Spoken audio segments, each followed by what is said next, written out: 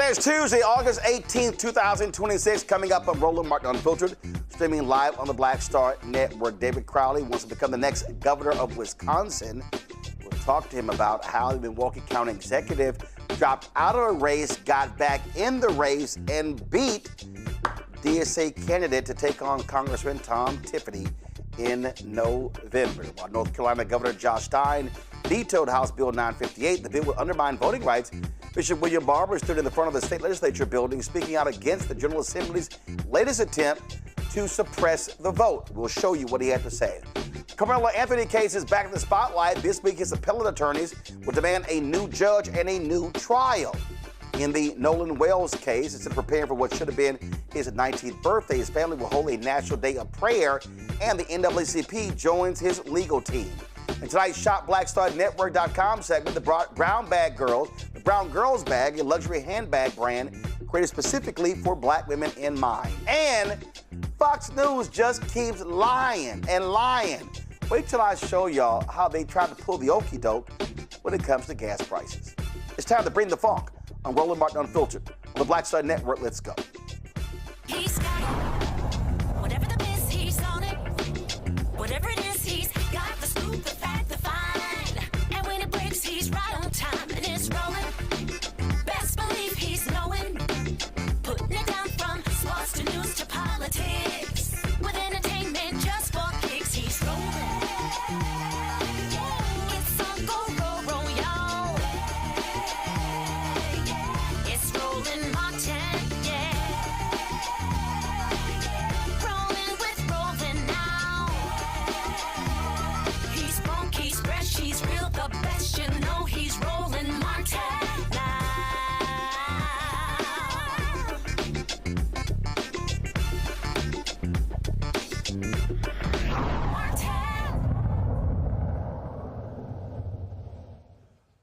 Well, let's just say the Democratic race for governor in Wisconsin was pretty wild. You had several candidates who ran. You had a DSA candidate, Francesca Hong, leading. You had former Lieutenant Governor Mandela Barnes. You had the current Lieutenant Governor. She drops out. He drops out. David Crowley, the Milwaukee County executive, he was in the race. He drops out, gets back in the race, misses the first 10 days on early voting ballot, and he somehow wins by a few thousand votes. Yeah. That's a lot of drama. He could become the first African-American to serve as governor in the state. Also, you have, of course, black candidates in several states as well. Also, if elected, will be the youngest person elected to the office. Joining us right now is David Crowley. Glad to have you on the show. Good to see you again. How the hell did you win? Well, first and foremost, thank you for having me, Roland. And you know, we made decisions based off of facts when we decided to suspend this campaign. And we learned that a lot of the facts that we were relying on, quite frankly, wasn't right. And so once the lieutenant governor made her decision to get out of this race, we jumped back in. But I'll be honest with you, it was not just, looking at the facts. It was also prayer, talking with my wife, talking with my family. But we knew there was too much at stake for us to sit on the sidelines. And so we got back into this race. And then 3 weeks later, we ended up becoming the Democratic nominee. And I'm excited to not just build a coalition, but to deliver for the working families here in the state of Wisconsin. You will be facing a Republican who Donald Trump is standing behind. And this is a state Trump barely won, defeating Vice President Kamala Harris. He lost this state to President Joe Biden in 2020, beat Hillary Clinton in this state. Many talk about how Wisconsin is so evenly divided, but you look at those last two Supreme Court races, Democrats came out in full force and crushed Republican candidates.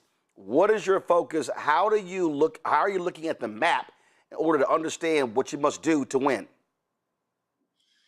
Well, we know that this race is not going to just be about ideology. It's about winning and building the type of coalition across the entire political spectrum. Whether you're a Democrat, Republican, independent, or don't care about politics, it's about how we can move our state forward.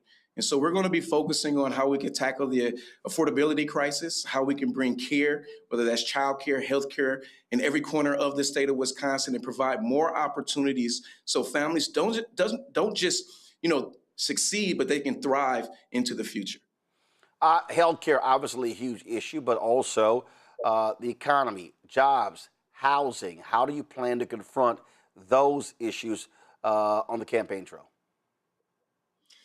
Well, you have to meet people where they are. And as we've learned, throughout this campaign trail, is that we've seen a lot of manufacturing plants closing, a lot of jobs that are being taken over by artificial intelligence. And so we have to make sure that we're doing everything that we can as a state to protect them. And that means working with the private sector, working with the public sector, and working with everyone to make sure those opportunities are there. And so I'm looking forward to making sure that we're fully funding our school systems, so people have access to kids have access to the education that they need. We also have a very abysmal minimum wage, still $7.25 an hour.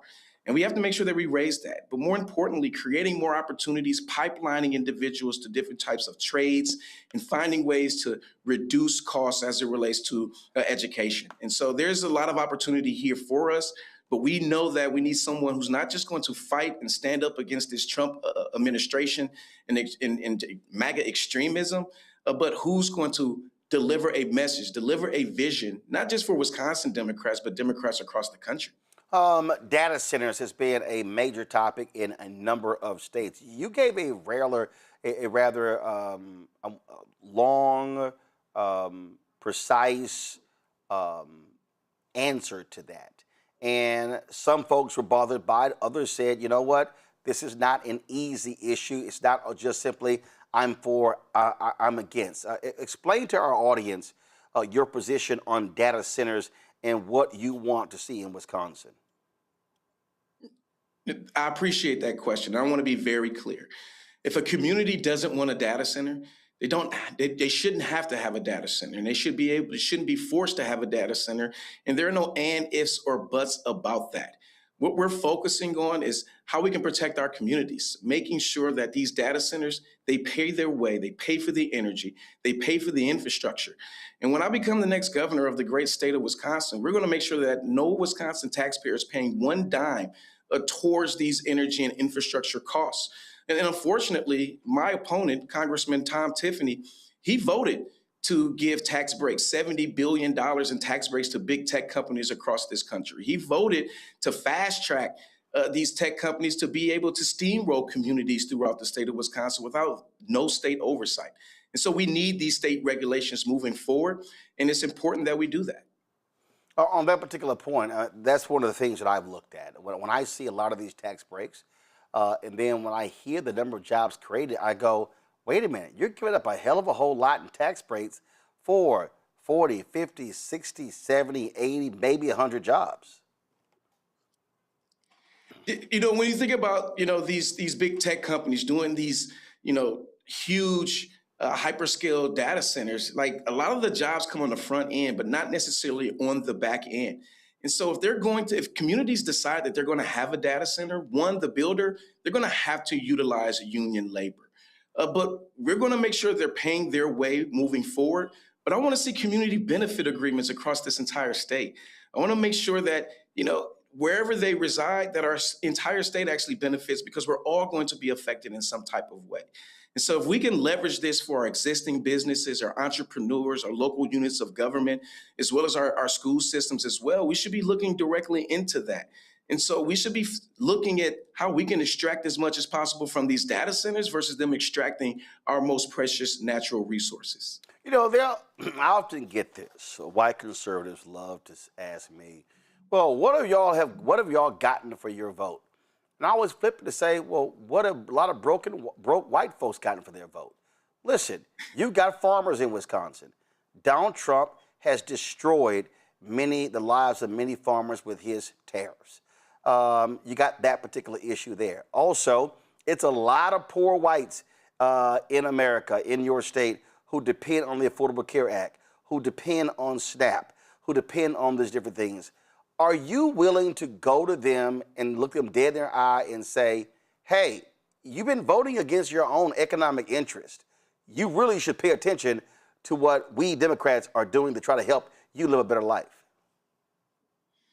As I've traveled across this state, whether it's a small rural community, mid-sized suburban community, or large urban communities like I represent, we are all facing the same issues. It's the affordability crisis, being able to afford groceries to put on your table, being able to afford a home that you can rest in every single night, or being able to afford healthcare and childcare, which quite frankly is either expensive or not accessible. And so we've learned that there's a lot of people who have a lot of hope because we've won this primary election. They're excited. We have this momentum, and we're not going to leave no stone unturned. And as I talk to farmers, they know that Donald Trump is to blame as it relates to their workforce, their increase in prices for them because of this war of choice with Iran and how they've seen not just their tariffs rise, but gas prices rising as well. And so we have to take advantage of this opportunity. And as the next governor, we're going to make sure that we not only lower costs, but we put more money in the pockets of families all across this state. Questions from my panel. First, Dr. Mustafa Santiago Ali, former senior advisor for environmental justice at the EPA. Brother Crowley, it's good to see you. Good luck with everything. My question is, I know Wisconsin fairly well. You have an opportunity to build 21st century infrastructure, and I heard you just mention that rural and folks in urban centers have some similar concerns. If you're governor, what does a 21st century infrastructure look like in Wisconsin? That 21st century infrastructure means that we are no longer leaving anyone behind. We don't want zip codes to determine futures here in the state of Wisconsin. So we're going to focus on making sure that when the tide rises, all the boats rise. I come from an organizing background. I was always told if you don't have a seat at the table, you're on the menu. In our schools, our students, farmers, rural communities, older adults, they all feel like they've been on the menu, and especially people of color that I represent. And so it's about making sure that we lend their voices to the solutions that's going to work for them.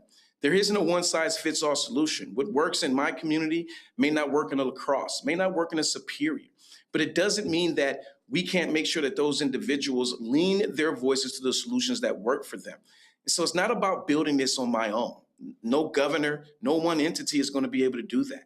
It's about how do we bring others to the table and continue to empower our state so our state moves forward just like our motto says. Lisa Durden, social justice journalist out of Newark, New Jersey. Your question for David Crowley. Ooh, Mr. Crowley, this election made me dizzy. In, out. So a few things, a couple of quick things.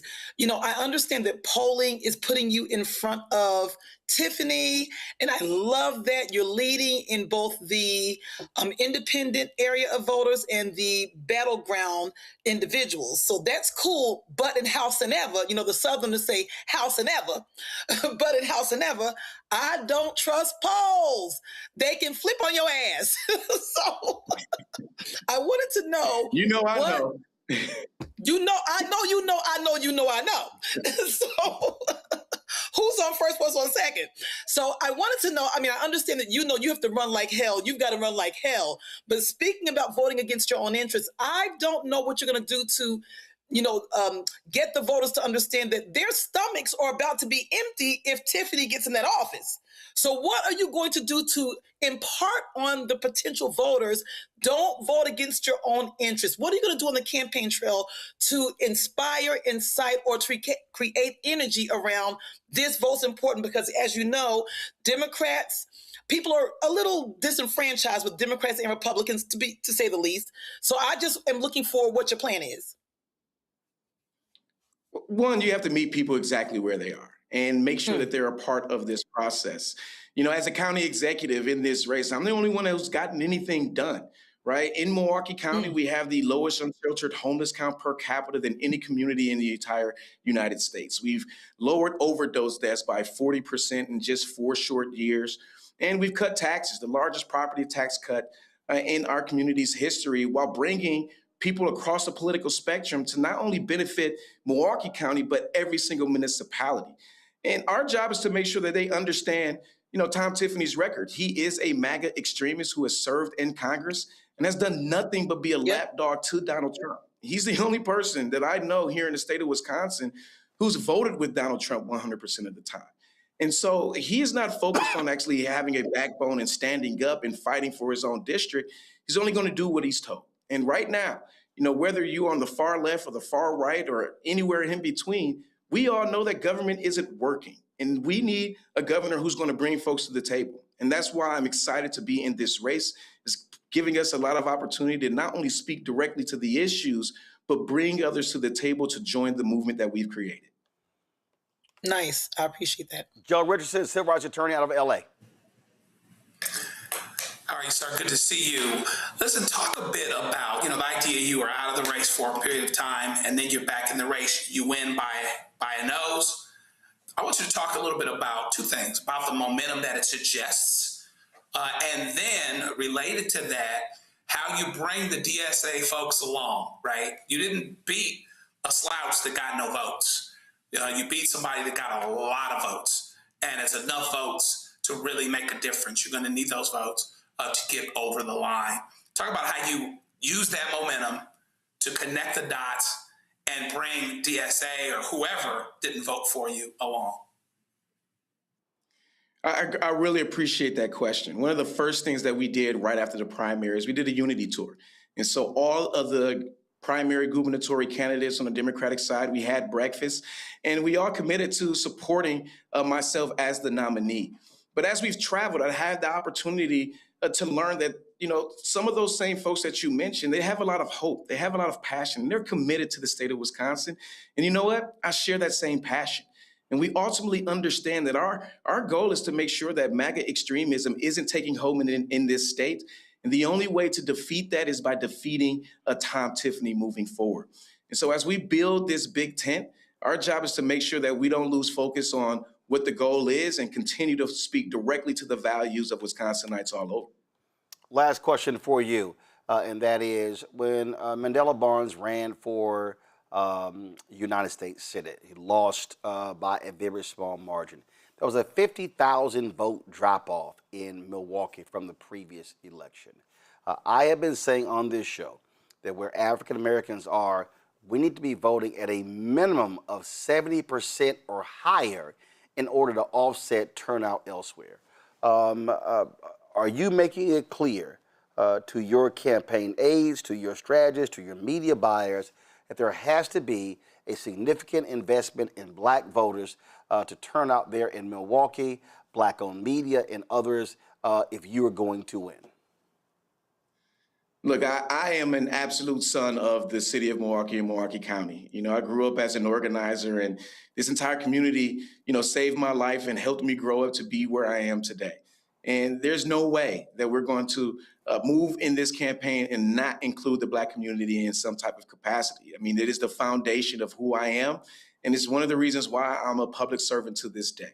And so we are very intentional in not just focusing on black media, but focusing on all media, right? I'm not trying to be the governor of just Milwaukee or southeastern Wisconsin. I want to be a governor of all of us.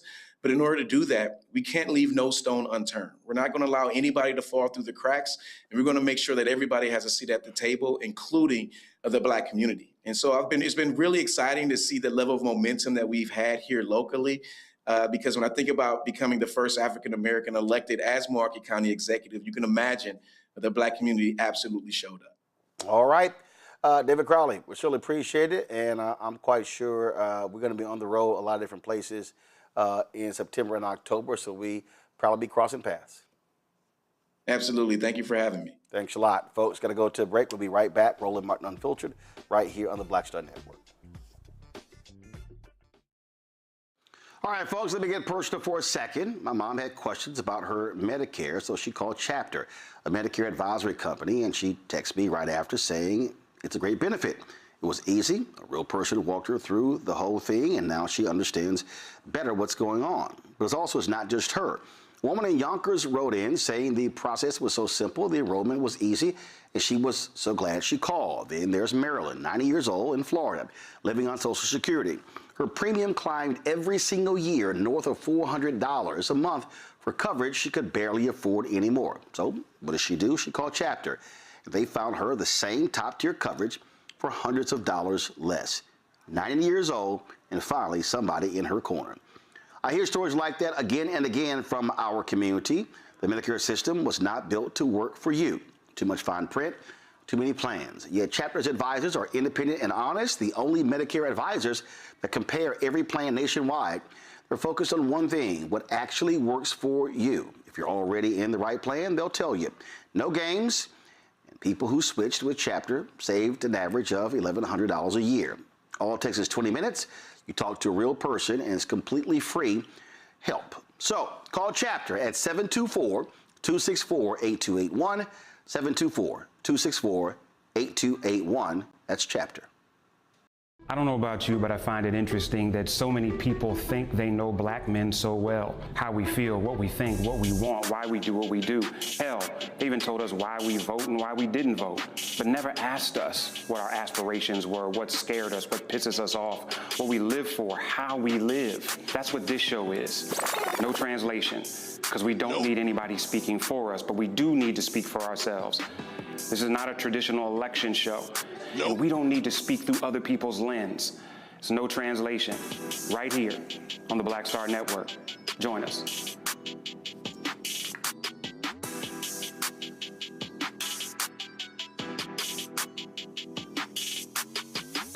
What's up? It's Talib Kweli. I'm CEO. This is the Black Star Network.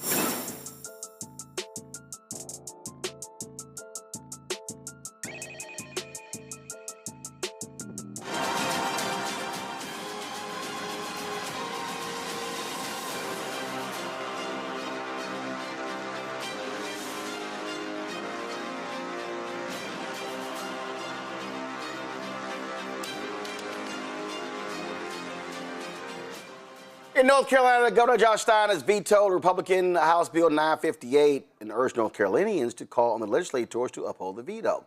He stamped the veto during a Protect Our Vote event at the Executive Mansion. The bill would eliminate a week of early voting in primary elections and allows challenges to early vote ballots up to 3 days after an election. Yeah. It also expands the State Board of Elections tools to purge voter rolls and the state auditor's role in local election administration. Now, y'all got to keep in mind, what Republicans did was they took the power of the Board of Elections away from the governor, and they skipped the lieutenant governor, Democrat. They skipped the Secretary of State, Democrat, and they give it to the state auditor, who's a Republican. Yeah, that's what they do. Here's Stein talking about the bill. They know they are more focused on giving tax breaks to the wealthy and to out-of-state corporate shareholders than putting more money into your pockets. They know they haven't raised the minimum wage in 17 years. And they know they've focused on culture wars that divide and distract us from how little progress they have made. So rather than to make your life better, they want to make it harder for you to hold them accountable for their failures. But we are here today because we can stop this anti-voter law. Here's what's wrong with the bill. They make it harder to vote early. They're slicing a full week off of early voting in the primary. About 200,000 North Carolinians voted in the first week of early voting this year. And if you vote early in the general elections, this bill makes it easier for partisan officials to throw out your vote for up to 3 days after the election is over. More than 4 million North Carolinians voted early in 2024. It is far and away the most popular way that folks vote in our general election. Who here has voted early?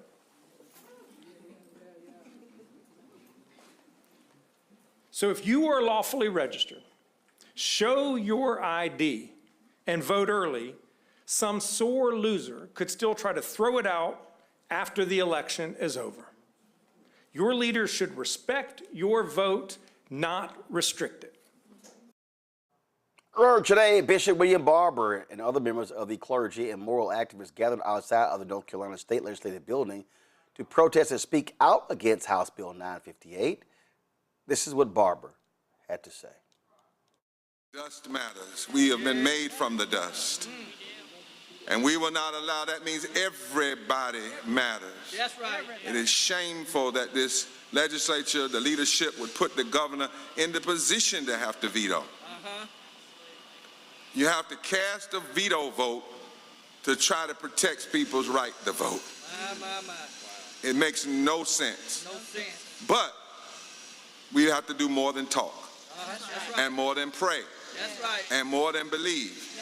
We have to put legs on our prayers, and we have to put action on our declarations.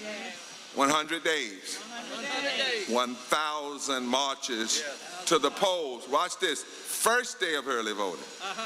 We want the media to understand, we're calling that on that first day of early voting, we want you to have to report breaking news. There are people marching, multiple in Wilmington, North Carolina. Wait a minute, we just got a report. It's happening in Raleigh. Wait a minute, we just got a report.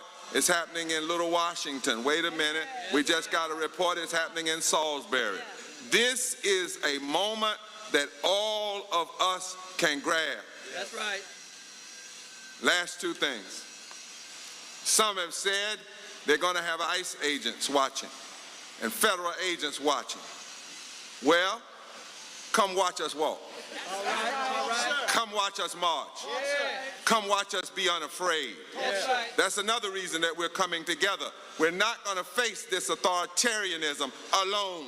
That's right. We will face it together. Yes, sir. And then finally, for members of the media, we'll take questions after this. But here is what is supposed to be happening.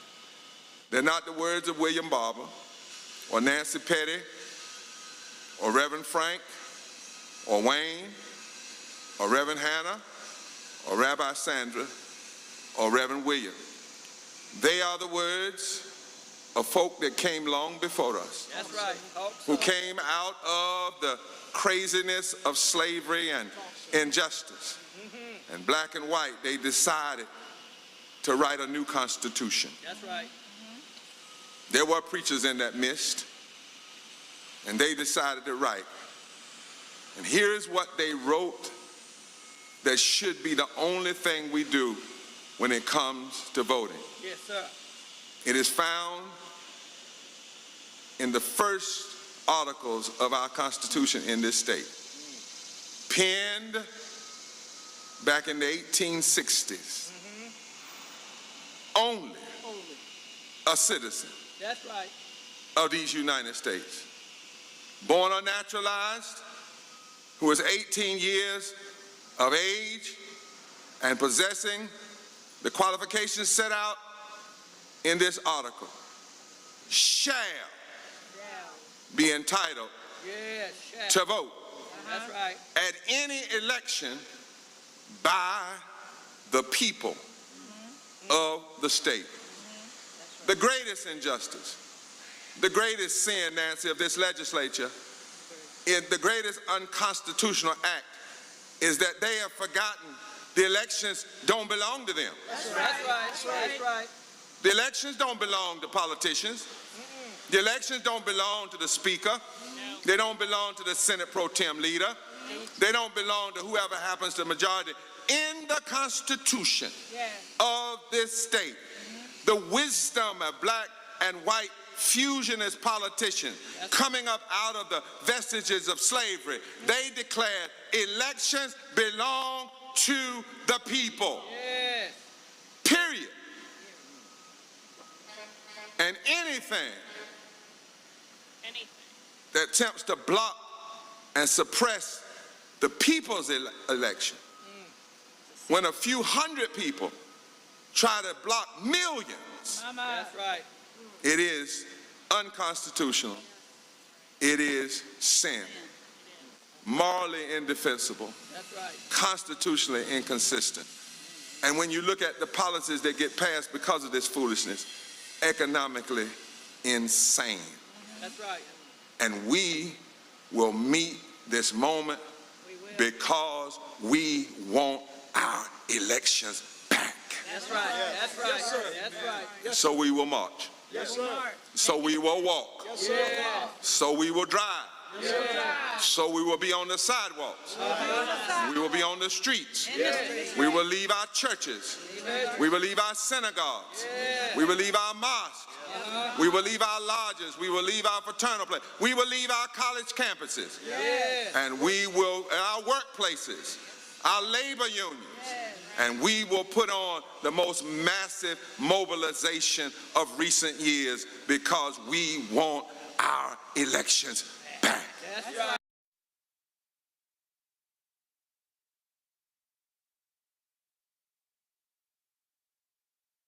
Of course, could attempt to override the veto. Stein is urging them to do so.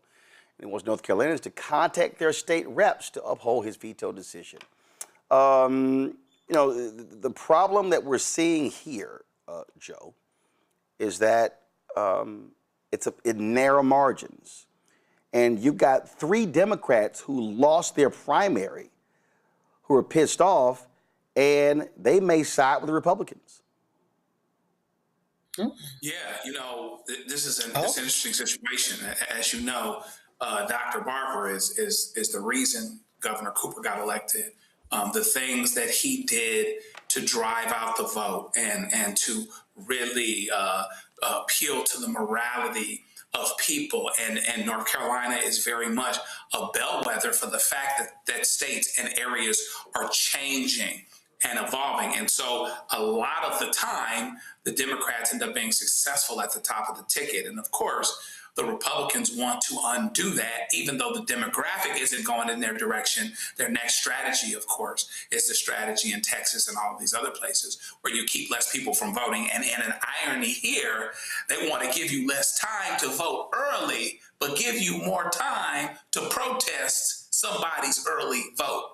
All the way back, all the way over to 3 days after the election. And so hopefully this is something that even the Democrats that are a little disaffected about losing their election. See, sometimes, listen, with close elections, you're going to win some of them and you're going to lose some of them. This whole thing is driven by turnout, okay? You don't want the opportunity for there to be a few votes that are siphoned off, a few things that are purged that end up making the difference in a close election.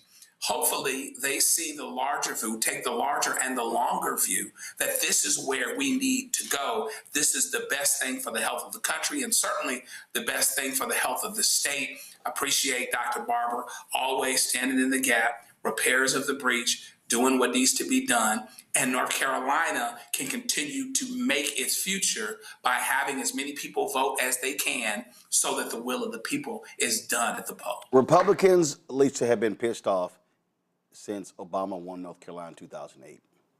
And they have done all they can to undermine the vote in that state since then. I never thought I would live long enough to see fascism at this level. I mean, it's never ended, but I thought, okay, we're moving in an upward direction from the 1960s civil rights movement and on and on and on and on. And my eyeballs continue to pop out of my 4 eyeballs, the 2 pairs that I'm wearing, and the ones I was born with pops out, and I'm thinking another thing. So I just have to say, I'm thankful for people like Dr. Barber, because if we don't have people standing in the gap and they're not on it like that, we are in double trouble. We really have to, the phrase stop the steal, we have to stop the steal. I don't understand how people are so complacent with it. Not just people who vote, but just everybody's just complacent, in particular now. I'm glad the governor is trying to make sure that people aren't jacking their vote. Voters have a right to vote early. We don't want things rolled back. So, because I'm thinking to myself, how can you just do this in plain sight? And over again, when I see these kinds of things trying to be enacted and they're trying to pass these kind of, Gestapo laws, I look at this as, wow, they're doing this in plain sight.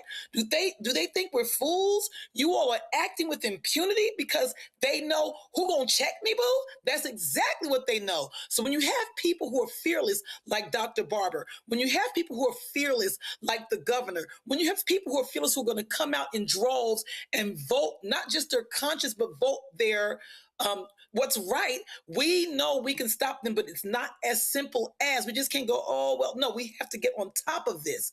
So the unmitigated gall and the unfettered actions is just disgusting. So I just hope we fire off on all cylinders from everywhere and we get out there. I want the vision.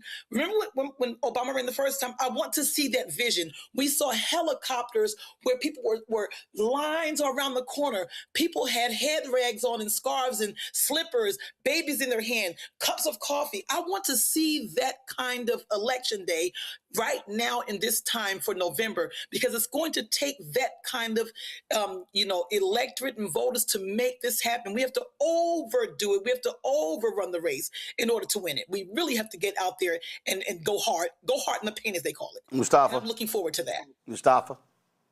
I mean, folks just got to be courageous, right? We continue to lean on Reverend Barber and others who we give the title, and rightly so. They've done the work as a leader in this space. Each individual, every person is a leader, and you just have to decide if you're going to finally step up or if you're just going to wait to see how everything plays out. There's a huge amount of energy that goes into voter suppression.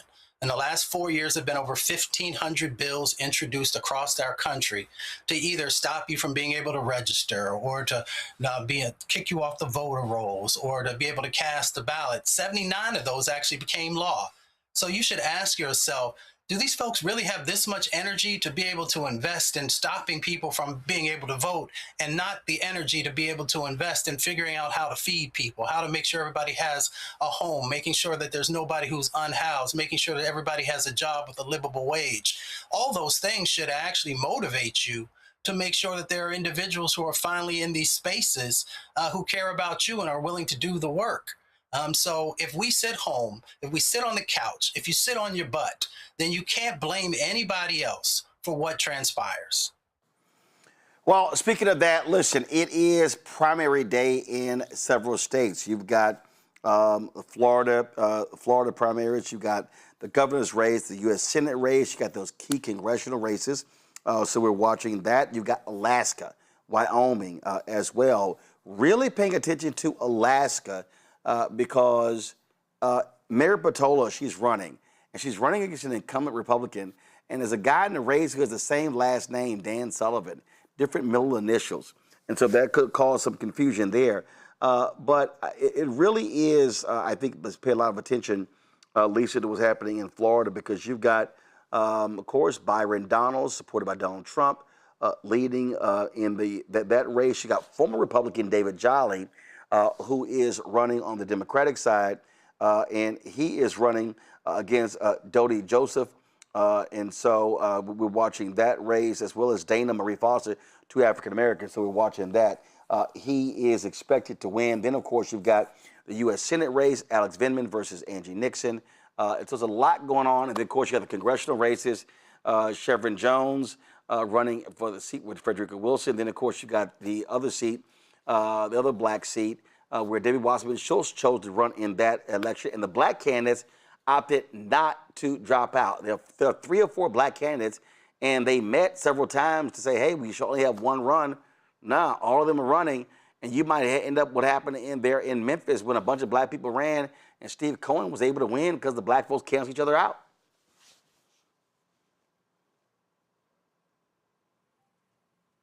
I'm not sure if this makes any sense, but people say, a run for this person is a win for that person. I'm of the mind, we have to challenge. You must run. So you should. It's indicative of these races where one person jumped out of the race and then jumped back in the race. I ran for office before. I ran for lieutenant governor before on the Green Party many years ago. And people said to me, oh, you're taking a vote from this person and that person. But if we didn't run and challenge that election, it would have been a walk-on. I am all for it. So I'm just hoping that, these individuals stay in the race, they go hard in the paint, and they do their best, because there was an election in Newark, a lady named Donna Jackson. She didn't have no money. She didn't have no flyers. She didn't have no people. She didn't have no Roger, no rerun, no rent. But since she challenged the usual folks, because of that, she won a Newark, city of Newark race, but she didn't feel like, I'm not going to win and, I can't challenge it. We have to keep doing that to move the needle. That's the same thing with these democratic socialists. If they don't get in the race, we're not going to turn the tides. So I say continue to run so that we can make the difference. Somebody's getting in there. And it's not always about money and who you are and status. It's about just getting in the race. I'm a former track runner, so my track references.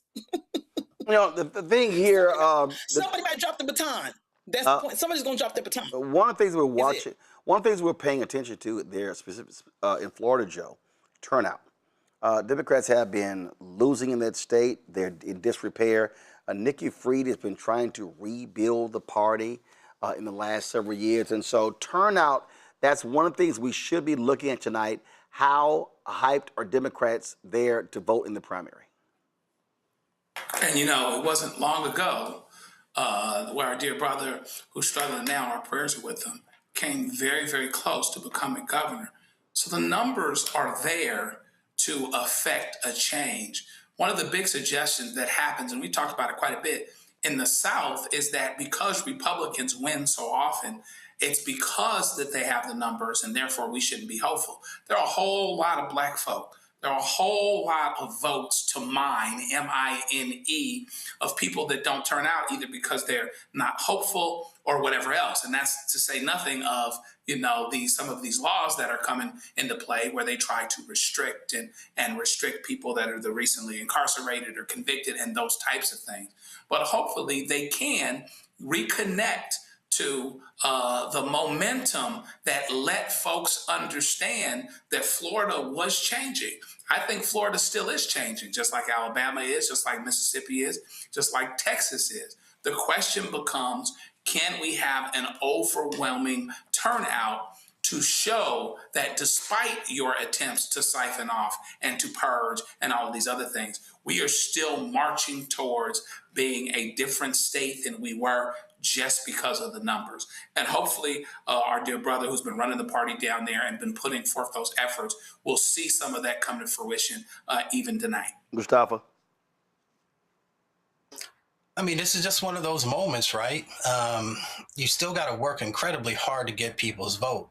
A lot of folks are disillusioned. A lot of folks don't believe that it makes a difference, no matter how much pain they continue to experience, both themselves and in their families and inside of their communities. And a lot of it has to deal with that people don't truly believe that they have power. So if you don't think that you have power, then you think that your vote doesn't have power. And if you think your vote doesn't have power, then you don't show up. And so therefore, you give away all those resources that should be coming to your community to others who probably will not have the best interest of your community at heart. So one of the things is really helping people to understand, as we've talked about on the show before, the power of your vote. But not just the power of your vote, but how it is transformative. And a lot of times people don't do the work that's necessary to help folks to have an understanding of what that looks like. So we continue to educate. We continue to try to motivate folks, but at the end of the day, people are going to have to determine when they've had enough and when they're willing to make sure that there's real change that happens. All right, folks, let's go to a break. We'll be right back. Roland Martin Unfiltered on the Black Star Network. Don't forget to support the work that we do. John Breen, the Funk Fan Club, goes to get 20,000 of our fans contributing on average $50 each a year. That's $4.19 a month, 13 cents a day. If you want to do so via Cash App, use a Stripe QR code. You see it right here. As for credit cards as well, checks and money order, make it payable. Roland Martin Unfiltered, P.O. Box 57196, Washington, D.C. 20037-0196. PayPal, R. Martin Unfiltered. Venmo, RM Unfiltered. Zelle, Roland at RolandSMartin.com. Roland at RolandMartinUnfiltered.com. Back in a moment. All right, folks, let me get personal for a second. My mom had questions about her Medicare, so she called Chapter, a Medicare advisory company, and she texted me right after saying it's a great benefit. It was easy. A real person walked her through the whole thing, and now she understands better what's going on. But it's not just her. A woman in Yonkers wrote in saying the process was so simple, the enrollment was easy, and she was so glad she called. Then there's Marilyn, 90 years old, in Florida, living on Social Security. Her premium climbed every single year north of $400 a month for coverage she could barely afford anymore. So what does she do? She called Chapter. They found her the same top-tier coverage for hundreds of dollars less. 90 years old, and finally somebody in her corner. I hear stories like that again and again from our community. The Medicare system was not built to work for you. Too much fine print, too many plans. Yet Chapter's advisors are independent and honest, the only Medicare advisors that compare every plan nationwide. They're focused on one thing, what actually works for you. If you're already in the right plan, they'll tell you. No games, and people who switched with Chapter saved an average of $1,100 a year. All it takes is 20 minutes. You talk to a real person, and it's completely free help. So call Chapter at 724-264-8281, 724-264-8281. That's Chapter. I don't know about you, but I find it interesting that so many people think they know black men so well. How we feel, what we think, what we want, why we do what we do. Hell, they even told us why we vote and why we didn't vote, but never asked us what our aspirations were, what scared us, what pisses us off, what we live for, how we live. That's what this show is. No translation, because we don't need anybody speaking for us, but we do need to speak for ourselves. This is not a traditional election show. And we don't need to speak through other people's lens. It's no translation. Right here on the Black Star Network. Join us.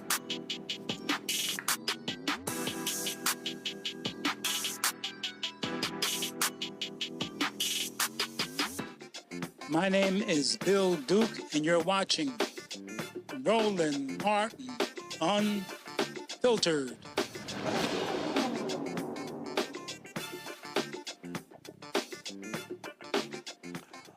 Well, folks, ABC finally decided to start fighting Donald Trump. They filed a First Amendment lawsuit against the Federal Communications Commission. The suit claims that his investigations and regulatory actions are part of Donald Trump's retaliatory campaign to curb the network's free speech. The lawsuit filed in the U.S. District Court in D.C. also seeking to halt a proceeding in which the agency and its chairman, Brendan Carr, demanded that the network put its 8 stations up for early license renewal. That followed Donald Trump's attacks on the network, including its nighttime host, Jimmy Kimmel. The lawsuit is heavy in references to Donald Trump's attacks on ABC and calls for it to lose its licenses, including its complaints over the way that ABC News moderated the 2024 presidential debate during an attack on a news reporter who asked about releasing the Jeffrey Epstein files, and in a Truth Social post in which the president complained about late-night shows being 100% negative against him. The network's legal team said the FCC's actions violated its free speech rights, and they want a judge to step in. Joe, I'm going to start with you.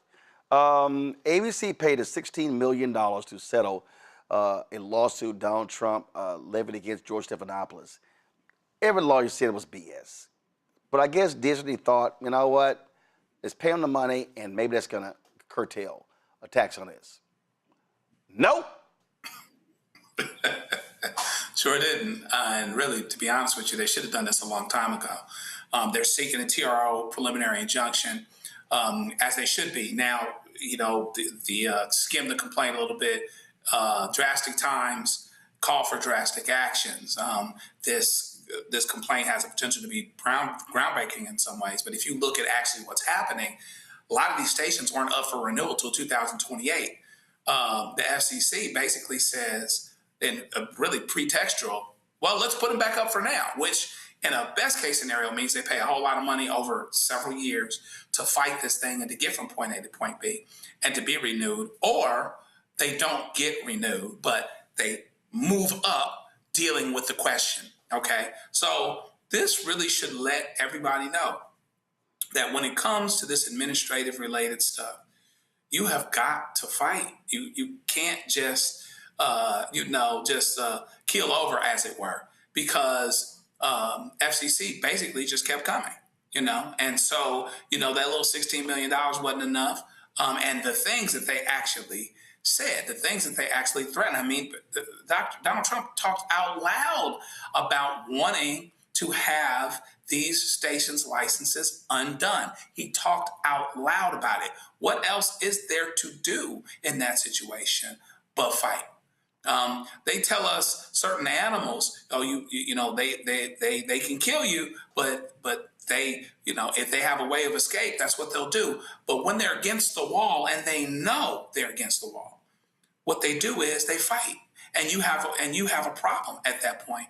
And so really what ABC should have realized is that it's been against the wall for a long time. I guess better late than never, but hopefully they stay at it, because if they fight and the next place fights and the next place fights and the next place fights, the Trump administration is not particularly good at fighting a 10-front war. They're not particularly good at it because, among other things, they aren't the smartest and they aren't the most competent. So put that to the test and go where you need to go, because the republic is at stake. First Amendment rights are at stake. A free press is at stake. We have to do these things, and I'm glad they're finally doing it. You know, the thing that jumps out here, Mustafa, you can't play footsie with this dictator. And all of these different people thought, oh, well, if we just throw him some cash. No, he's so brazen, he's going to demand more. He is an absolute extortionist. Mm-hmm. Well, they got their pimp game on, and people just got to understand the dynamics that are truly playing out in front of you. So first of all, people hear me talk about this all over the country. Stop funding your own oppression. So when you pay off, these deals that these folks try and put in place, then you continue to fund your own oppression. You continue to put the blood in the water. The sharks are going to come. When you have bullies, and these folks are bullies, right? I've worked for a number of administrations, never seen anything like this. They're going to continue to punk you. Whether you are a multi-million-dollar conglomerate or you're somebody who's a little bit further down the food chain, they are going to continue to push you. They're going to continue to punch you. They're going to continue to do these things because most folks won't stand up and push back. My daddy used to say he could always tell if somebody had a strong spine, because no matter what came at them, they were going to continue to stand up based upon what their values and priorities are and not be moved. But unfortunately, we've had folks who've done this. So when you have these folks who continue to try and censor, let's say that word again, to censor what's being shared because it is not a part of their ideology, then they continue to try and utilize both the courts where they continue to lose. It just takes a long time. And they continue to try and extort people, as you just shared. So stop funding your oppression, stop going down on your knees, and stand up for what you believe in. Yeah, pure, simple as that, Lisa. And the bottom line is, you got to fight. This man is a thug. He has no bottom, none, zero, zilch. And so you got to swing on his ass. Yep. It's funny. Listen, last time I checked, everybody knows you don't pay the ransom money. You don't pay. Because they think we're going to keep digging. I'm going to reach down in your purse to pay your way and your homeboy's way. Come on, stop paying that. And my mother is from the South, and she would always get mad when I tried to stand up. I had to evict tenants. And when I'm there, I'm waiting for them to close the door. She says, you better get off that porch. Those tenants could have a gun. I said, I might have a gun. So here's what we're about to do. I'm about to test that ass. She was scared. I can't fight, but I want to see, can you fight?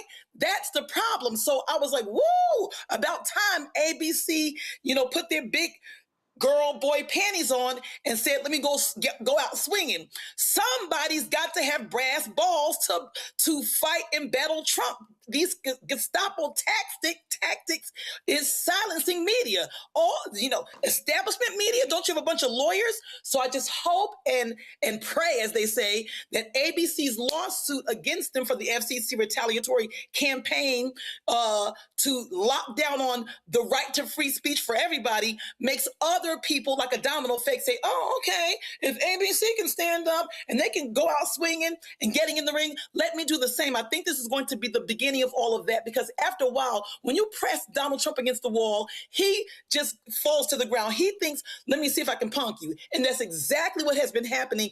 People have been getting punked literally. And I'm sick of it. It's disgusting. Again, you can play the game. You can go ahead and think. Yeah. You can pay him off. You can think that, he's not going to treat me that way. I mean, he's shown exactly who he is.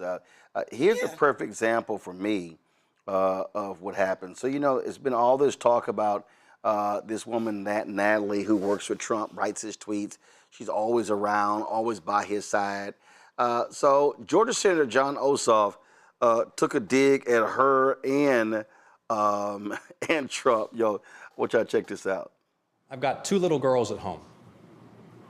Eva's 4 and Lila's 1, and I'm so grateful to this country for the security and the opportunity it affords them. But this isn't the world I want to leave them. Soon enough, they'll learn there's now plastic in human blood and breast milk. That toxic forever chemicals are in half the country's drinking water. Eva loves animal documentaries, and she'll learn that the butterflies are dying off. She'll ask me why I allowed these things to happen. She'll learn about the nuclear weapons that still threaten annihilation. And when you step back and consider it, the situation is absurd. Tech titans dig bunkers and warn us the new intelligence they're training could lead to mass joblessness or human extinction, and our Congress debates ballrooms and youth sports. We've amassed enough firepower to end the world 1,000 times over, but we can't summon the will to guarantee health care and pre-K. I say all this to say that it's the crushing weakness of our politics against the unmet needs of our people and the massive stakes of our times that's shaking our faith in the future. But Atlanta, I refuse to leave my girls a world as dark and dangerous and cruel as this one threatens to become. See, when Eva...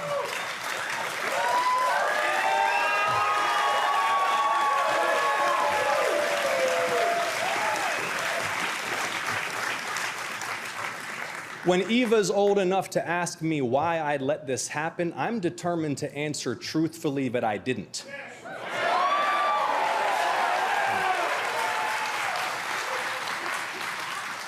I'll tell her how the same year she turned 5, Georgia stood up all together, all at once, and said, "Enough is enough."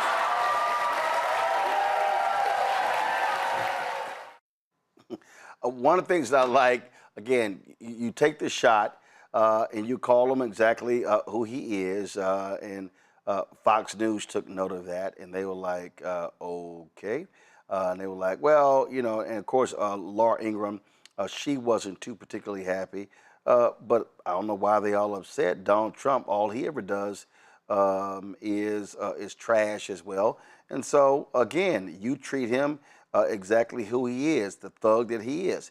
To me, that's what you should always do. Well, stop. These folk got to learn how to fight. These folk got to, listen, ain't no rules when it comes to this fool. You got to hit him with every damn thing.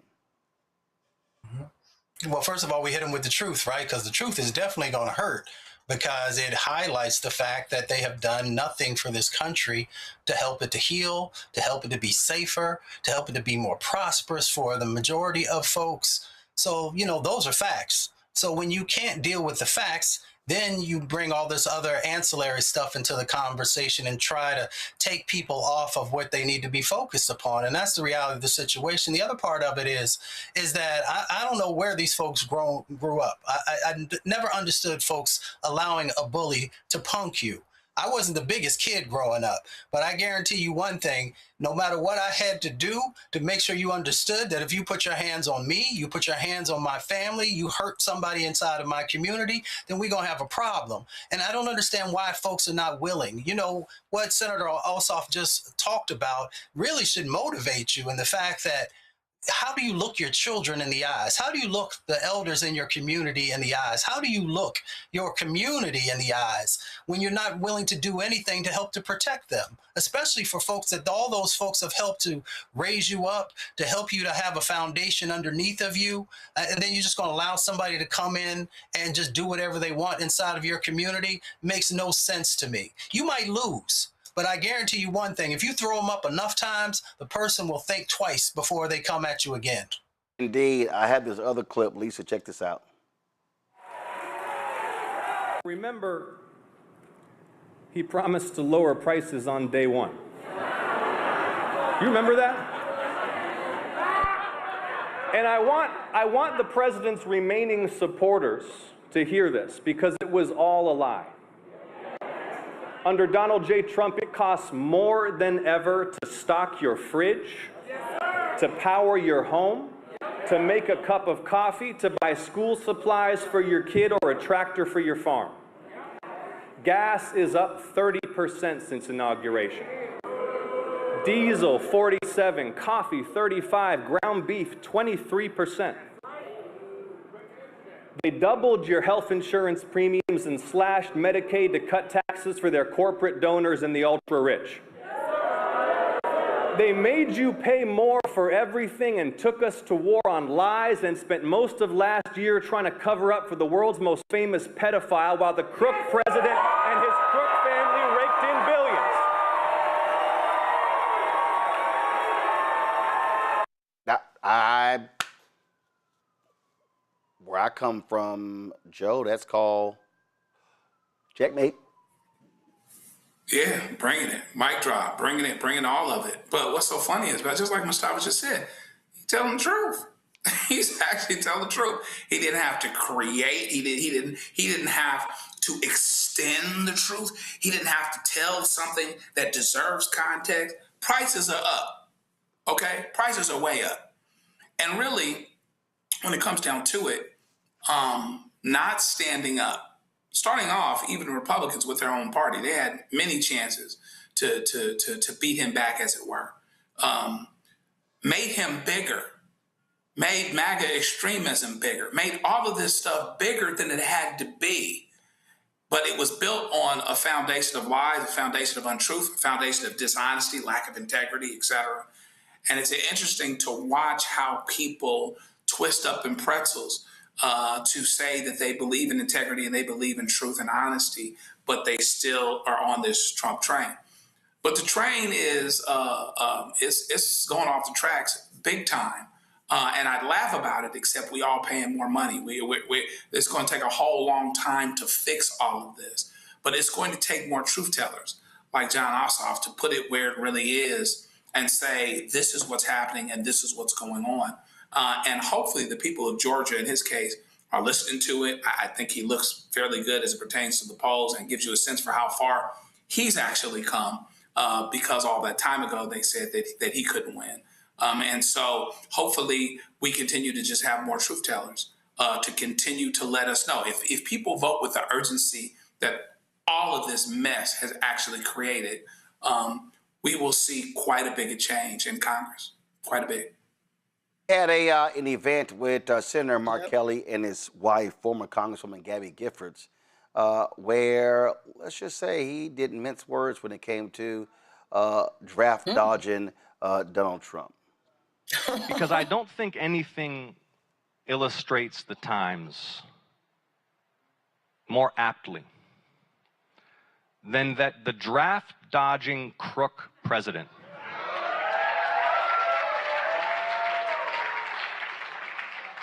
who has plunged our nation recklessly into a war he knows not how to end or to win, tried to imprison this man who embodies American heroism, a decorated combat veteran, naval aviators, astronaut, space shuttle commander, U.S. Senator.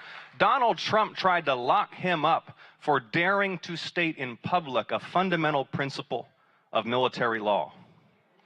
And you heard, I work closely with Mark. We sit together on the Intelligence Committee, and it's been a privilege to see how he has persevered despite these threats of imprisonment by his own government, dutifully serving his constituents in Arizona, dutifully seeing to the national security of all Americans, and not backing down for even a moment in the face of those threats. Thank you, Mark, for all you've done and for your courage. Straight draft dodger. Straight. Yep. I mean, that man don't give a damn about the military. You got that USS leaking. He don't care about conditions on that ship. He said, oh, they should stay out longer. This man is an absolute sicko. When I saw John Ossoff snapping in Philadelphia, they call it joning. In Newark, we call it hiking, doing the dozens. Y'all know the words. I was on the floor. The man should be a comedian. You know, he's pointing out everything we already know. There isn't anything we don't know about Donald Trump. We even saw Donald Trump in the debate with Kamala Harris saying, I have a concept of a plan. Even the MAGA folks didn't see any concepts. What are the balloons? What are the concepts? Did you list any concepts? But they're busy saying, well, you know, Kamala Harris, we don't know what she's about. What is she doing for men and blacks and women? But he's saying, I have no plan. So it just tells you how disgusting people are. When people say, oh, people are voting against their own best interests. No, they're not. All of the MAGA folks voted in their best interests. And what they're after is white supremacy. And you know how they say when you want to put somebody down in a ditch, you've got to be down in there in them? So people are so hateful. People are so racist. They'd rather starve themselves to make sure you starve. They'd rather run out of gas in their car to make sure your tank is empty. This is what the racism and the disgustingness is all about. The individualism is all about. So I'm liking that John is saying we're going to turn this tide down here where we are. We have to have more of the Johns, because if you have more of the Johns, it's going to be like the Wizard of Oz. You know, when they got to the end and you saw the wizard, he was so loud and mean. At the end, it was a little short man that was a punk. We have to expose Donald Trump once and for all. And these John Ossoffs and all of those other folks doing what they're doing, marching toward November, is going to do just that. All right, folks, going to a quick break. We come back. I keep telling y'all, ain't nothing like a Fox News lie. Man, did they lie about gas prices. Wait till I show y'all next. Roland Martin Unfiltered on the Black Star Network.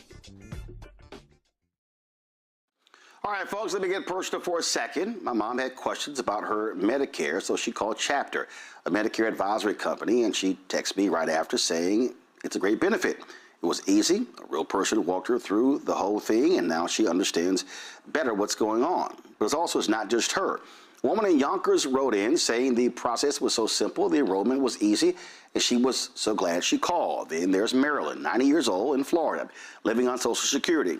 Her premium climbed every single year north of $400 a month for coverage she could barely afford anymore. So what does she do? She called Chapter. They found her the same top-tier coverage for hundreds of dollars less. 90 years old, and finally somebody in her corner. I hear stories like that again and again from our community. The Medicare system was not built to work for you. Too much fine print, too many plans. Yet Chapter's advisors are independent and honest, the only Medicare advisors that compare every plan nationwide. They're focused on one thing, what actually works for you. If you're already in the right plan, they'll tell you. No games. People who switched with Chapter saved an average of $1,100 a year. All it takes is 20 minutes. You talk to a real person, and it's completely free help. So call Chapter at 724-264-8281, 724-264-8281. That's Chapter. I don't know about you, but I find it interesting that so many people think they know black men so well. How we feel, what we think, what we want, why we do what we do. Hell, they even told us why we vote and why we didn't vote, but never asked us what our aspirations were, what scared us, what pisses us off, what we live for, how we live. That's what this show is. No translation, because we don't need anybody speaking for us, but we do need to speak for ourselves. This is not a traditional election show. No. We don't need to speak through other people's lens. It's no translation. Right here on the Black Star Network. Join us.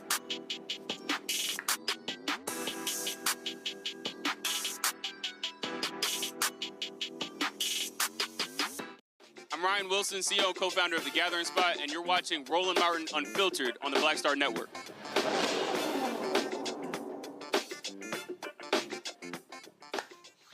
All right, y'all, ain't nothing like another Fox News lie. For the longest, they called themselves fair and balanced. Bullshit. They weren't. They done all they could to lie for Donald Trump, to just cover for him. They keep saying the economy is great, it's wonderful, it's fantastic. They're all lying. Check this segment out on gas prices. And before I toss back to you, yesterday we aired a graphic that showed gas prices incorrectly last year were $4.13 a gallon. They are in fact $3.13 a gallon. That's 90 cents more in the past year. The Trump administration says those gas prices will fall quickly once the operations in Iran ends. Now back to you. Oh, I want y'all to roll it again. Now, before I toss back to you, yesterday we aired a graphic that showed gas prices incorrectly last year were $4.13 a gallon. They are in fact $3.13 a gallon. That's 90 cents more in the past year. The Trump administration says those gas prices will fall quickly once the operations in Iran ends. Now back to you. So, really? How hard is it? This is the graphic, y'all. It's right here. This is the graphic. You see, they tried to show a year ago, it's $4.13. Then it was like, actually, now it was like a lot lower. That's what they're doing, y'all. That's what they're doing. They lie. That's all they do is lie, y'all. This is nothing more, Mustafa, than state-run propaganda. That's exactly what I was thinking, man. Oh, good gracious. If Octavia Butler was here with her dystopian novel, she would be having a field day and be known as the prophetess that she was. You know what's really interesting is, one, they expect that you can't count, because first he said $3.13, $4.13, 90 cents. I'm like, I know I went to public school, but I believe that that's $1. The other part of it is that all the people that I know, they don't use regular gasoline in their car, so they never talk about mid-grade and they don't talk about premium. And yeah, most folks can't afford that now, so they're going down and damaging their engine, so they don't talk to you about the additional cost that is going to be needed to be able to fix the engines, the additional upgrades you're going to need, all the various things that are in that space. And of course they lie because the policies are so terrible. The policies make no sense. Getting into a war made no sense. And people go to the grocery store, they see the prices, they feel the pain. When they go to the gas pump, they see the prices, they feel the pain. You know, and we can go down the laundry list of things that they have failed on because, one, the people that they put into the positions didn't have merit. And what I mean by merit is they had no experience. They had, no real world sets of lessons learned, but they put those people in. So, of course, you're going to have whack policy. You also put people into office who are out of touch with what everyday people are dealing with. So all of these things lead to the lie, lead to the misinformation and disinformation, because you have nothing to give the American public, because everything that you touch continues to get worse. Yeah, in fact, Fox Business, I mean, it's a little hard. It's a little hard to lie about the numbers. They tried there. They got called out. They had to come corrected. Lisa, but listen to them. Check this one out. The reason I'm fighting the problem is in the Strait of Hormuz, the whole oil thing, I'm feeling like we're losing clarity on what we're doing there, okay? And maybe that's an understatement, but I do feel like we're losing some clarity there. Now, so I'm at the point, and you gave me this way of thinking about it last week, Dagan. I'm at the point where I do not want to hear anything about whether or not Iran wants to make a deal. I don't want to hear anything about how much control we have. I don't want to hear anything. Said this last hour, as much as gas prices, anger voters? I think he's a bit perturbed. I think he's a little upset. Because what he's saying is like, damn, can y'all stop lying to us? Just be quiet. I guess he's a bit peeved. He says, I don't want to hear anything. I don't want to hear anything. We want to hear something. The truth. So I feel like people like him bank on individuals, I guess, thinking that they were born last night, not at night. So, they can just talk in circles and think that they're like, the emperor has on no clothes. We see that you're naked. Everybody knows what's going on. So I'm not for sure what goal he's trying to achieve with the ongoing, verbal masturbation, if you call it. So I don't know what it's going to take for individuals, like we said earlier in the show, to not be able to afford eggs, not be able to afford your gas, not be able to afford premium gas. I have a car, I have to put premium gas in, and not be able to afford to get on the train is $7 for one train ride. I'm over exaggerating. What is it going to take for them to see and know this is bullshit? This is a lie. This is not happening. What are you about to do? It goes back to voting. The only way that I know people have learned their lesson, if you will, is at the polls. Because I'm thinking, didn't you learn in 2016? Didn't you learn then? You didn't learn then? So I'm not for sure what the whole the issue is with loving Fox News and standing by their lies. They're not really news, because we see the outcomes for that population, and the audience is still glomming on to, oh yes, but they're right. They don't do their own. It's just not even homework. You just look around and you see right there in front of you. It's like snowflakes coming down. It's banging you in the head, a snowflake at a time. Don't you see? I'm going to go back to, they do see. They want to make sure that the least of us is lower than them. As long as Black folks and people of color are beneath them, they don't mind the suffrage. I think that they know.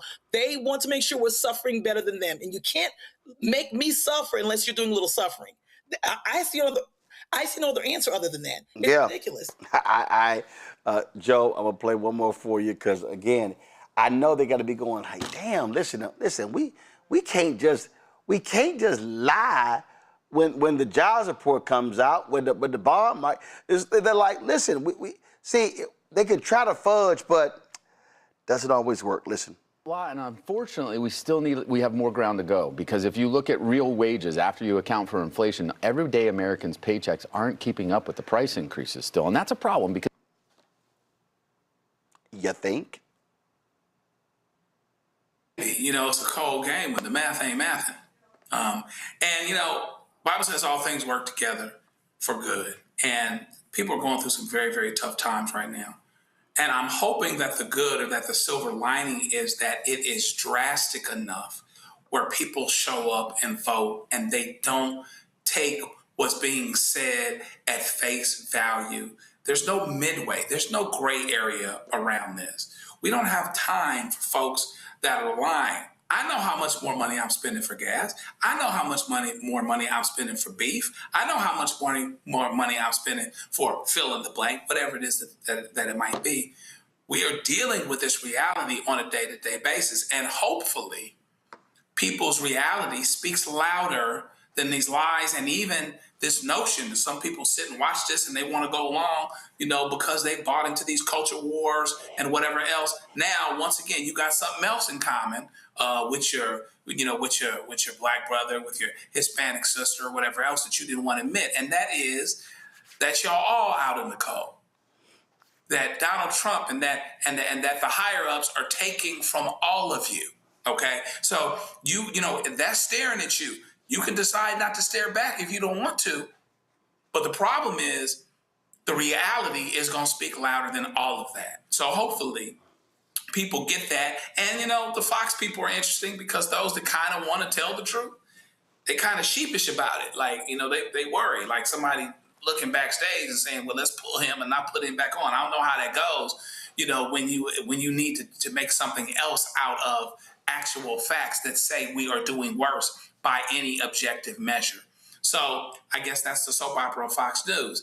You won't hear the truth, but at least you get to see how people react. You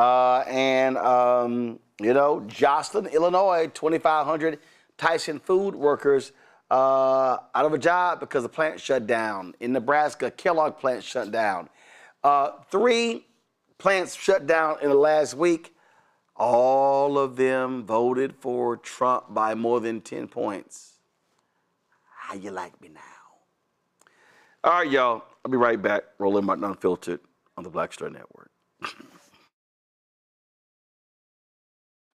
All right, folks, let me get personal for a second. My mom had questions about her Medicare, so she called Chapter, a Medicare advisory company, and she texted me right after saying it's a great benefit.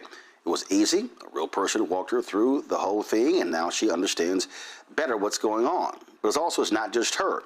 A woman in Yonkers wrote in saying the process was so simple, the enrollment was easy, and she was so glad she called. Then there's Marilyn, 90 years old, in Florida, living on Social Security. Her premium climbed every single year north of $400 a month for coverage she could barely afford anymore. So what does she do? She called Chapter. They found her the same top-tier coverage for hundreds of dollars less. 90 years old, and finally somebody in her corner. I hear stories like that again and again from our community. The Medicare system was not built to work for you.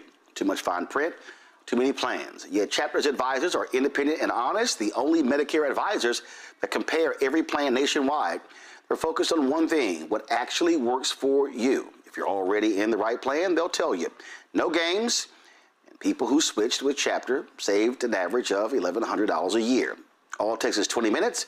You talk to a real person, and it's completely free help. So call Chapter at 724-264-8281, 724-264-8281. That's Chapter. I don't know about you, but I find it interesting that so many people think they know black men so well. How we feel, what we think, what we want, why we do what we do. Hell, they even told us why we vote and why we didn't vote, but never asked us what our aspirations were, what scared us, what pisses us off, what we live for, how we live. That's what this show is.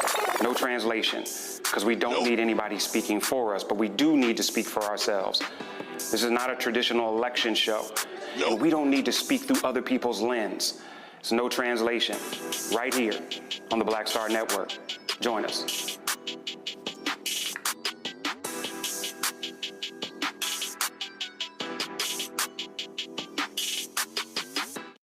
Hey everybody, I'm T.D. Jakes, and I want to encourage you to watch Roland Martin Unfiltered.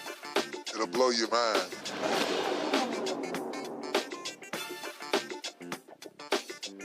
In Texas, the high-profile Frisco track meet stabbing case is back in court on Wednesday. Karmelo Anthony's attorneys will ask the appointed San Antonio judge Sid Harrell to remove Judge John Roach from the case post-trial proceedings.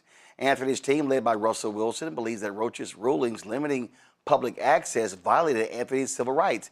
If Roach is recused on Wednesday, another judge will sit over Thursday's hearing for a new trial. If he is not recused, Anthony's new lawyers must present their arguments for a new trial before the same judge who has said he believed the initial trial was fair despite there being no black jurors. Thursday's hearing could feature new facts and testimony that have not been made public before. In June, the Collin County jury found Anthony guilty of first-degree murder in connection with the death of 17-year-old Austin Metcalf during a track meet in April 2025 at Memorial High School. Anthony was sentenced to 35 years in prison. Folks, a national prayer vigil is set for August 19th, that's tomorrow, for what would have been Nola Wells' 19th birthday. His family and supporters will hold a commemoration at the Greater St. John AME Church in Biloxi, Mississippi. The NAACP has joined the legal team representing the family of Wells. Kristen Clark will be on the show tomorrow to discuss why the NAACP found it important to help the Wells family. Nolan's body was found on a Mississippi barrier island after a 4th of July boat trip to Horn Island with 3 white friends. Jackson County DA Angel Myers McElrath said the results of the autopsy report, along with other evidence collected during the investigation, remain sealed pending the outcome of the criminal investigation to determine whether criminal wrongdoing took place. His parents, Christine and Elmore, along with their attorney Ben Crump, spoke last week at NABJ convention in Atlanta about the investigation and the main objective, pursuing justice, truth, and transparency into what happened to Nolan. Folks, the second day of testimony in the trial of a man accused of orchestrating the killing of the legendary rapper Tupac Shakur. Dwayne Kefty Davis is charged with murder of the 1996 killing of Tupac. Dr. Lisa Gavin, a forensic pathologist and medical examiner for Clark County, Nevada, testified about Tupac's injuries. She described how the bullets damaged his ribs, lungs, intestines, and other parts of his body. He died in the hospital 6 days after he was shot. Davis is the first person charged in connection with the musician's death. This comes nearly 30 years after Tupac was killed in a drive-by shooting in Las Vegas. Prosecutors say Davis was the mastermind behind the shooting and provided the gun. A tell-all book Davis published in 2019 revived the cold case. He was arrested in 2023 and has pleaded not guilty. His attorney argues the book was fictionalized to make a profit. I don't know who would actually fictionalize that. That sounds just a wee bit weird. Okay? All right, that's it for headlines. Go to a break, right back. Roland Martin Unfiltered. All right, folks, let me get personal for a second. My mom had questions about her Medicare, so she called Chapter, a Medicare advisory company, and she texted me right after saying it's a great benefit. It was easy. A real person walked her through the whole thing, and now she understands better what's going on. But it's not just her. A woman in Yonkers wrote in saying the process was so simple, the enrollment was easy, and she was so glad she called. Then there's Marilyn, 90 years old, in Florida, living on Social Security.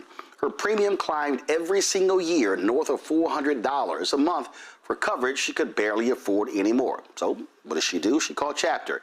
They found her the same top-tier coverage for hundreds of dollars less. 90 years old, and finally somebody in her corner. I hear stories like that again and again from our community. The Medicare system was not built to work for you.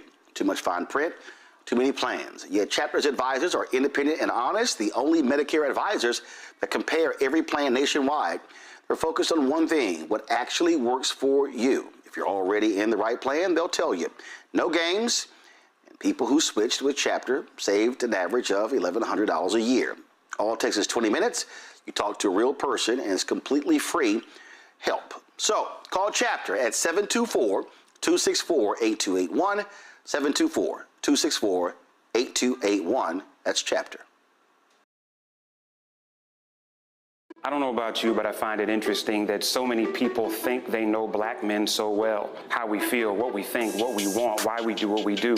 Hell, they even told us why we vote and why we didn't vote, but never asked us what our aspirations were, what scared us, what pisses us off, what we live for, how we live. That's what this show is. No translation, because we don't need anybody speaking for us, but we do need to speak for ourselves. This is not a traditional election show.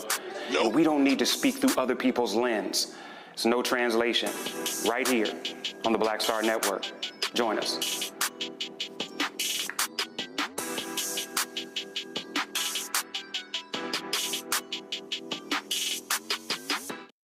How you doing? I'm Mark Curry, and you're watching the Black Star Network. That's why I got these glasses on, because that black star is bright.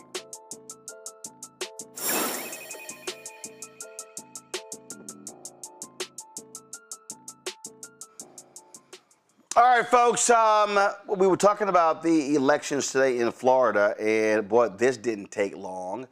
Listen, it's 7:28, polls barely closed. The Hill just reported this. Debbie Wasserman Schultz, Congresswoman clinches Florida House primary win despite pushback from black Democrats. Now, remember, she ran for this seat after gerrymandering took place there. She was running against former Congresswoman Sheila Sherfilis McCormick, who resigned earlier this year. Well, she's about to get ousted. She's about to get expelled from the House. Luther Campbell was in this race as well. Here's what was stupid, okay?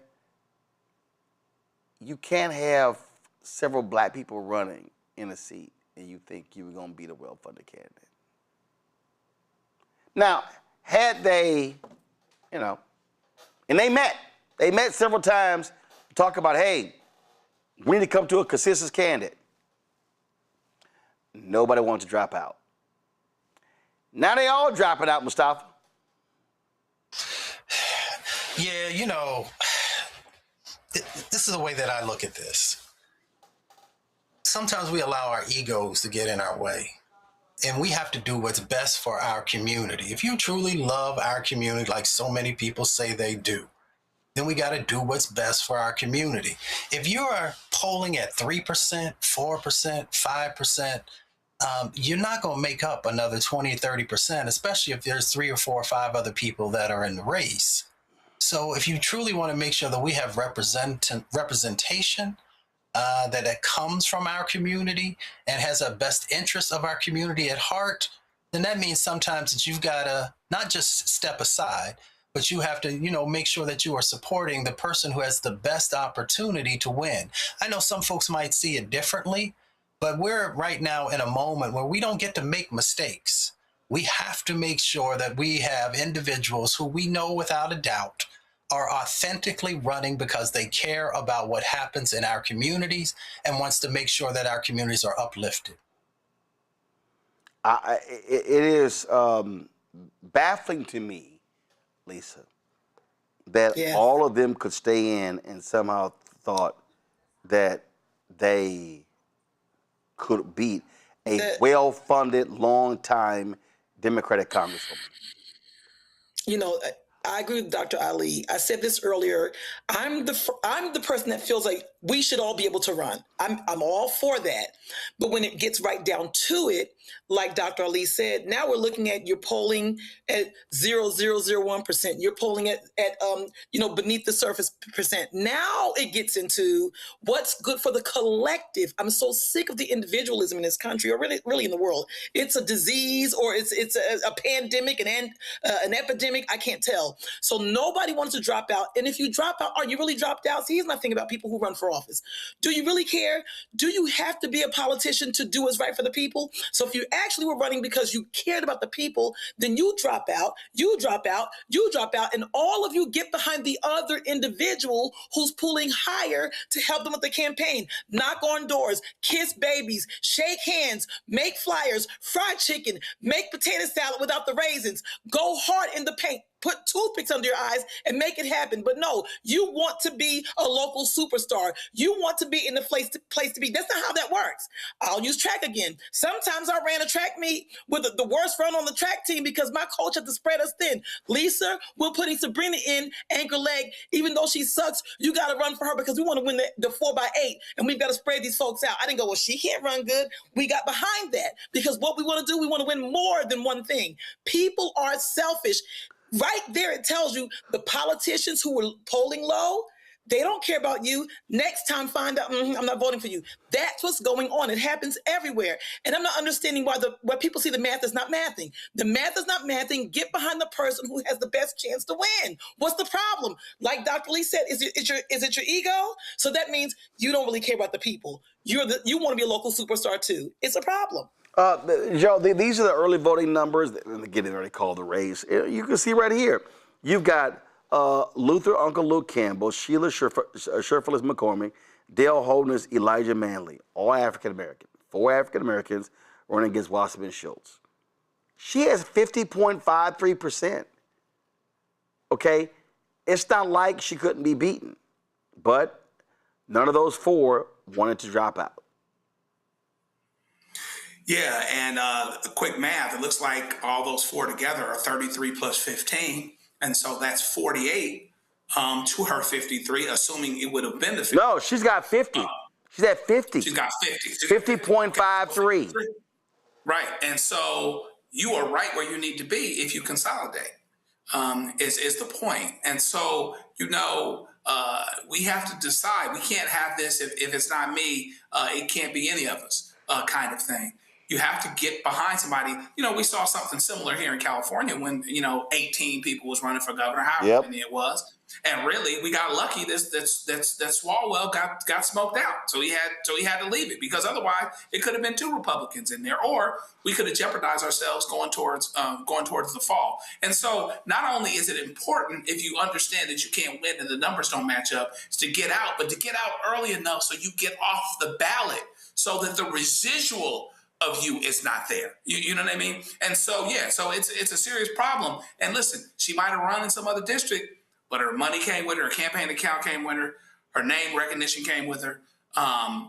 She is not a slouch, Debbie Wasserman Schultz. However one might feel about her, if you wanted to have a chance to beat her, you needed to join forces. It wasn't going to be just one of you. Even Luke. Luke made some records. He did pretty good with the Supreme Court. But that's not going to be enough to win for Congress, as it turns out. And so you have to do what you have to do in order to win if the goal is winning. And that's the big if here.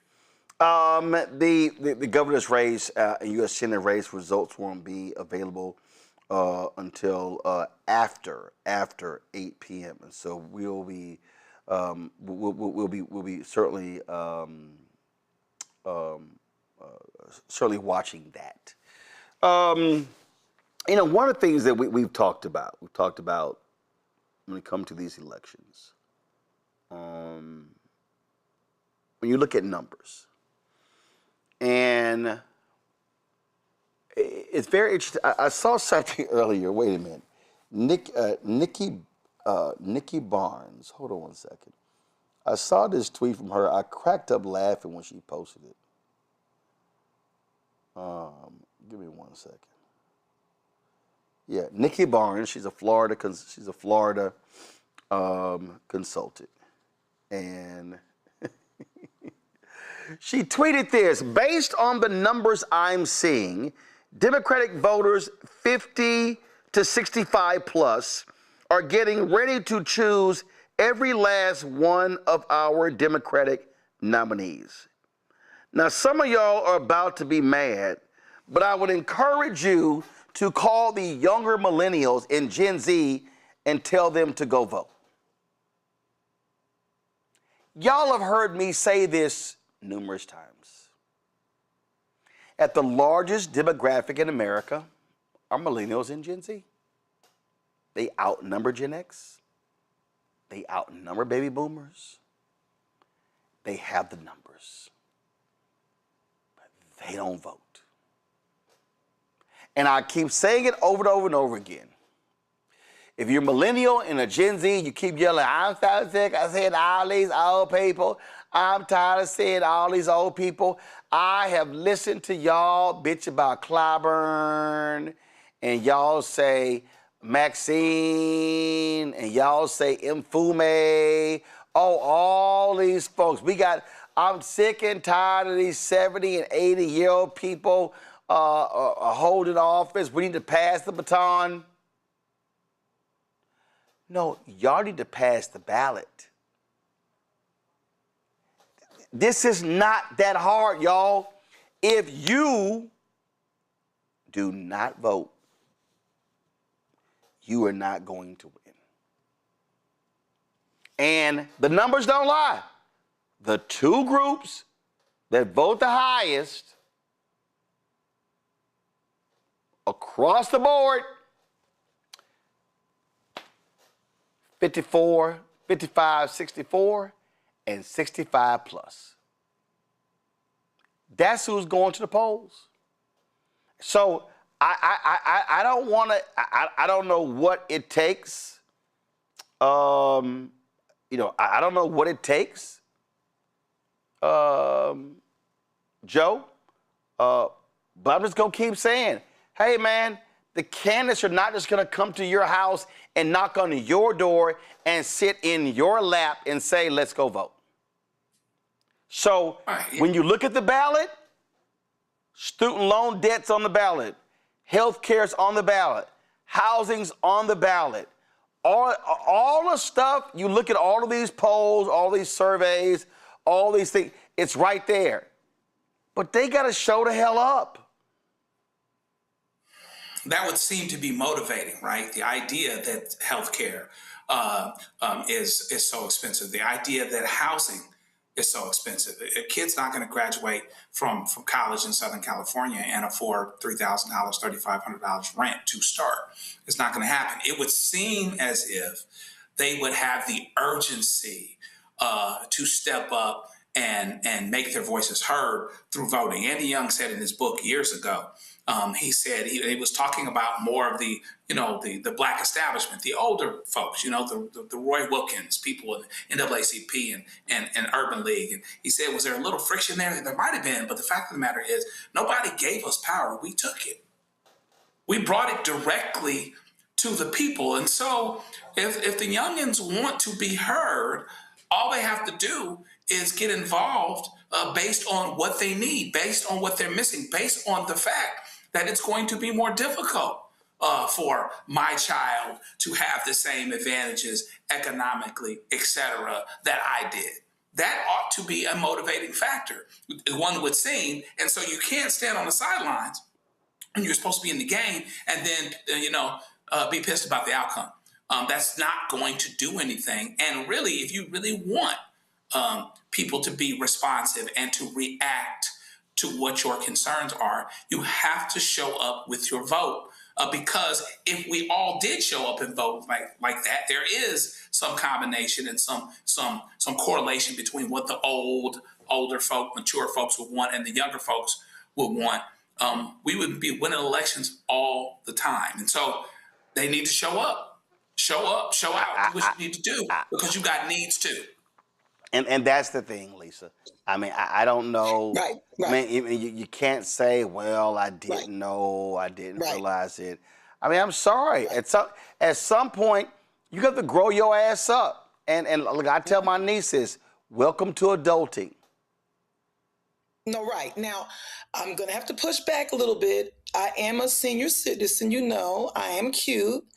But I got to just say, it's about representation. It's not as simple as y'all Negroes vote. Now, I'm going to say this here. Hold on, stop. When you say it's about representation, what does that mean? I'm about to tell you. Now, I call them lifers. I'm not going to name no names of all of the lifers who've been in Congress since 1975, 1982, and 1905, and 1962. They've all been there. They don't do what I think. I'm not a political strategist. I'm a little black girl from Newark with an idea. I really think what would help the vote for the little youngins is if the lifers didn't try to be there for life and they do or can do what Mom Donnie did. You need to groom other yous. I need other yous to groom other yous. Bring them along and you help them to get their campaigns together and you push them up. It's not as simple as saying, oh, just vote because you can, you know, millennials and Gen Zs. I need the Mom Donnie effect. I need individuals to run people on tickets like what Mom Donnie's doing. He's 30. He's running other 30-somethings and 40-somethings. Can't the lifers do that? Can't they bring people along and say, hey, this has nothing to do with lifers bringing them along. No, this has nothing to do with lifers bringing them along. This has to do with. No, I'm saying if lifers this bring has them to along, do with we have whether. representation. This has to do with whether they're showing up. If they show up, they can elect whoever the hell they want to elect. But they're not showing. It's a chicken and egg thing. It's a chicken and egg thing, Roland. It's chicken and egg. What came first, the chicken and egg? If I see me, I might go out and vote. But I can't see me unless I win. Oh, look, I can't see me unless somebody vote for somebody who looks like me and they win. Okay, Roland, it's a chicken. What came first, chicken or the egg? No, I can't sit here and say, man, I sure want to see some young folks run. Are you voting? No, I ain't voting till I see some young folks run.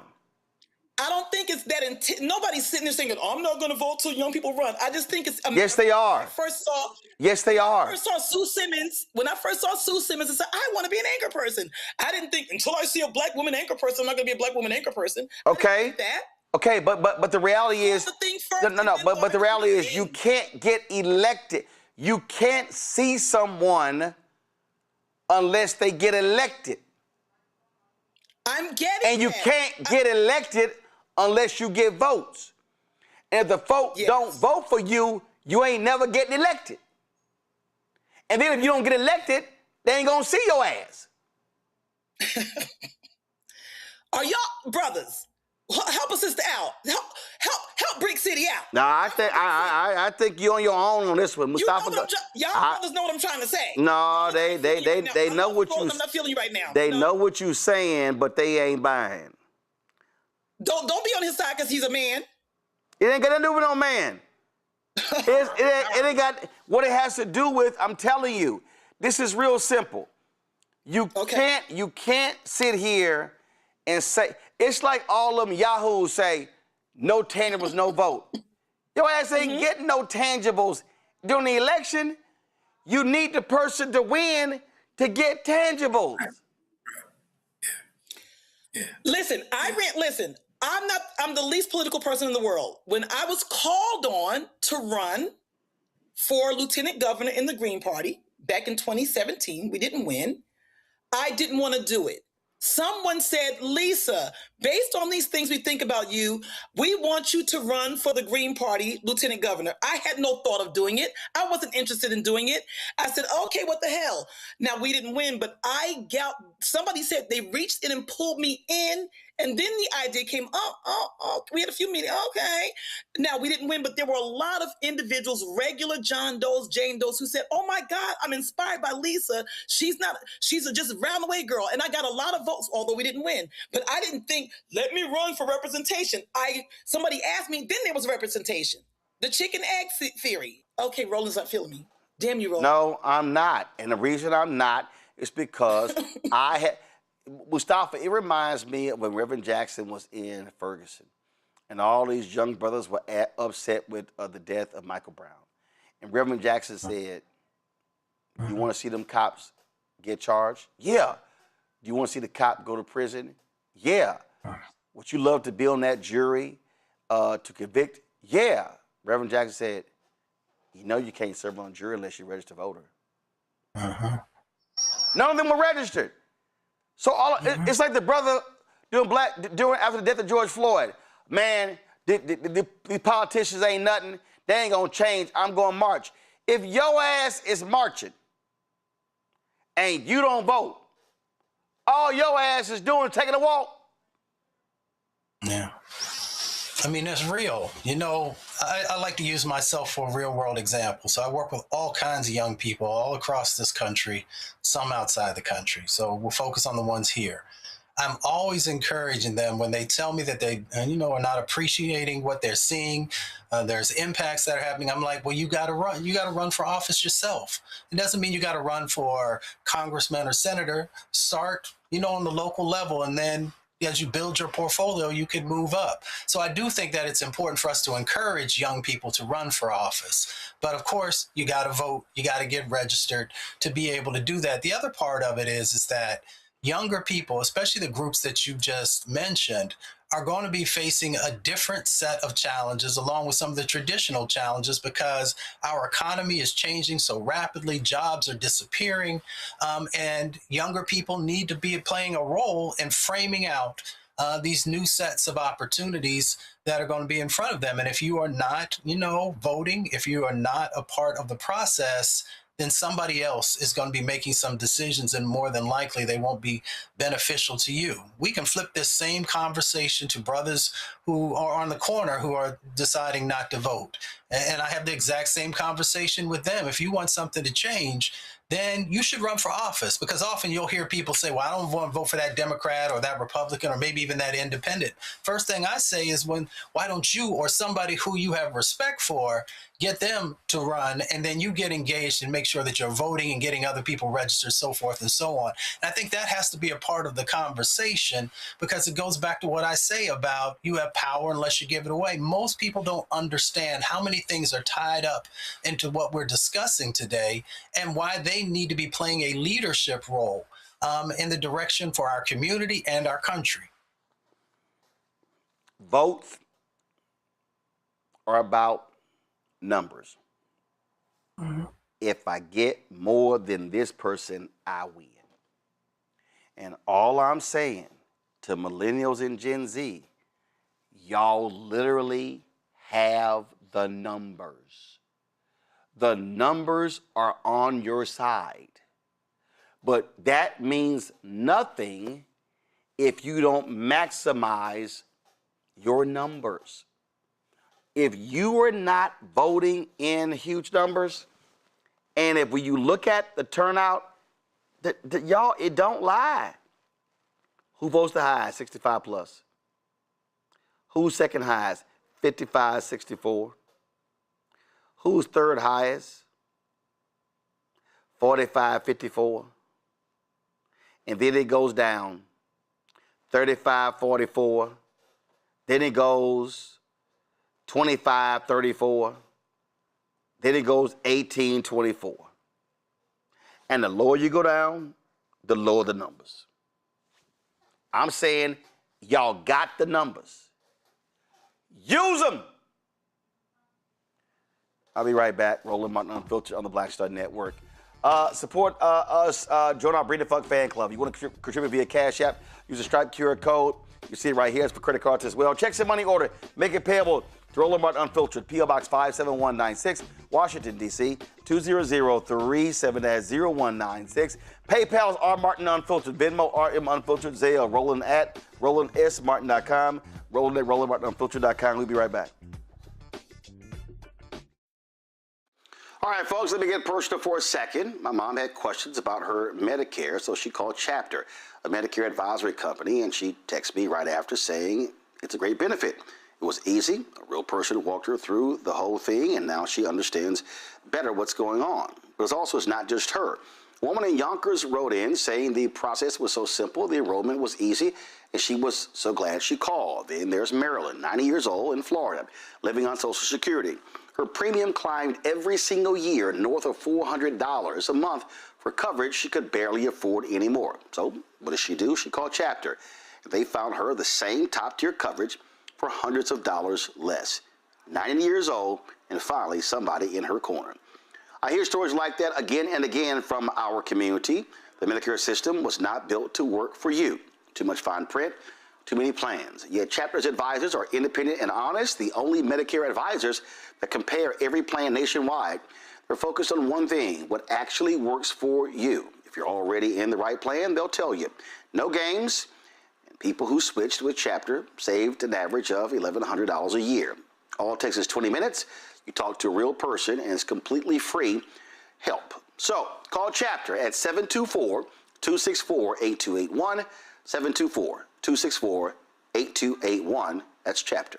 I don't know about you, but I find it interesting that so many people think they know black men so well. How we feel, what we think, what we want, why we do what we do.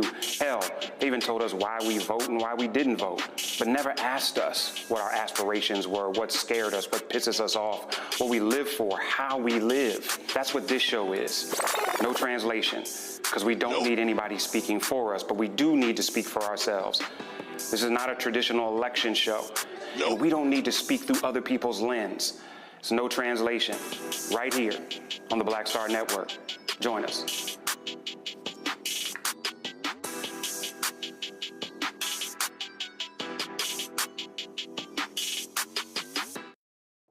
Hi, I'm Swing Cash, Basketball Hall of Famer, and you're watching Black Star Network.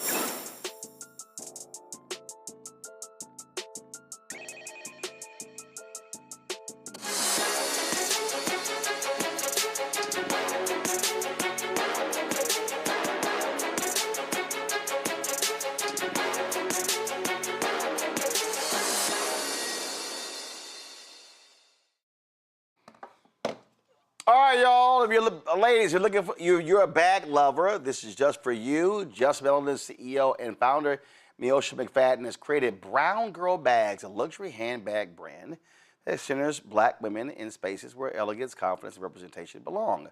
Miosha joins us now from Atlanta. Miosha, glad to have you here. How you got Brown Girl bags and your ass sent me a black bag? Well, see, I ran out. I had an event 2 Saturdays ago, and I sold out of all the brown ones. But that's still a bestseller. So, Brown Girl bag is still all right. So I literally do not understand the concept of women in these damn bags. I don't get it. It's a bag, okay? So take us through, because we've seen some crazy expensive bags. Lord, I've seen people crying over a Birkin, which makes no sense to me. And so when you were creating the bag, so when you were making comparisons, when you were studying, when you were looking at the bag that will attract customers, what went all into it? Yeah, so growing up, my aunts, they sold bags. They sold like bags that were already made, like the Louis Vuittons. They were just redoing bags. And so like all in high school, I used to have different bags. I used to love bags. And so I didn't really grow up in a household that we had a lot of money to afford like the luxury items. So when I graduated college and I started making that money, I was buying the real bags, and I was just putting my money out into these different brands that didn't necessarily want us in their stuff. So my whole goal was to start a brand that represented us, represented Black women, allowing us to feel stylish, feminine, and bold and confident. All right. And so what were you doing when you started this? I mean, what was your background? So a little bit about myself. I do a lot of things. So I'm a licensed therapist. I'm a hairstylist. I'm a mom, a business owner, mentor. And so I know what it's like to wear different hats. So the idea of the Brown Girl bag, became bigger than just a handbag. It became like a representation of what we carry, everything that we carry. So, like I said, I did start after I graduated from college in 2015. I went to an HBCU and I saw like how that was like a culture shock for me. And I just wanted something to represent us. And so, like I said, I was putting money into different brands and they didn't necessarily want us in their stuff. So why not create a brand that welcomes us, for us, by us? Okay. All right. So, so take us through your bags. Is it a question of, and first of all, where are your bags made? How are they crafted? I have them manufactured overseas. So I let them know my idea. They create it, they send it back. And the idea is to have different shades of us. So I have the browns, I have like the light colors, I have the darker colors, and that's like the craftsmanship behind it. And they're vegan leather bags, so they're affordable. Vegan leather bags. Okay. All right. Gotcha. Do you have bags for meat lovers? I mean, I like meat. So, all right. Just check. Question for the panel. Lisa, you first. What's the T on my bag, sis? What's the T? I got a P.O. box number. I'll give you one. I'll give you one. And like I said, they my tagline, every time someone buys a bag, they say, I love my brown girl bag, because I look at it as not just a bag. Like I said, it's a representation of everything that we have to carry. It's a statement piece. It speaks before you even get to. Absolutely. And I wanted to ask, an important question since we're talking. When you started your business right around the crux of the whole, the tariffs and yada, yada, yada, yada. So what happened when all the tariff BS jumped the hell off? What happened to the manufacturing and your price point and all of that? It was definitely a lot. Like I said, I didn't come from like the background where I had a lot of money to invest in luxury. And so my whole goal was to make it affordable luxury. So around that time when everything happened, like my business, like the money that I poured in it, it was a terrible point. And so it was moments where I wondered, why am I really doing this? But when I was like I used to go to different colleges popping up, and I used to see a student, with the bags, and then it reminded me of why I started. So a lot of times when I'm like crashing down, I just remember, my why. I love that. Do you think there's somebody an American manufacturer who you can use, whether they're black or white? Do you have any American manufacturers you looked into where you won't have to worry about getting things from overseas, Japan, China, wherever? Is there such a thing as that? Since they're not leather.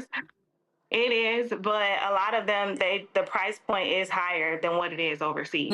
So if that's the case, I would have to go up on what I'm charging. I've said that. I've said that for a very long time. That people, when they always say, "Can you make it in the country?" I'm like, "Yeah, but are you going to pay the higher price?" I mean, that's just the bottom line. That when it comes to it. Joe.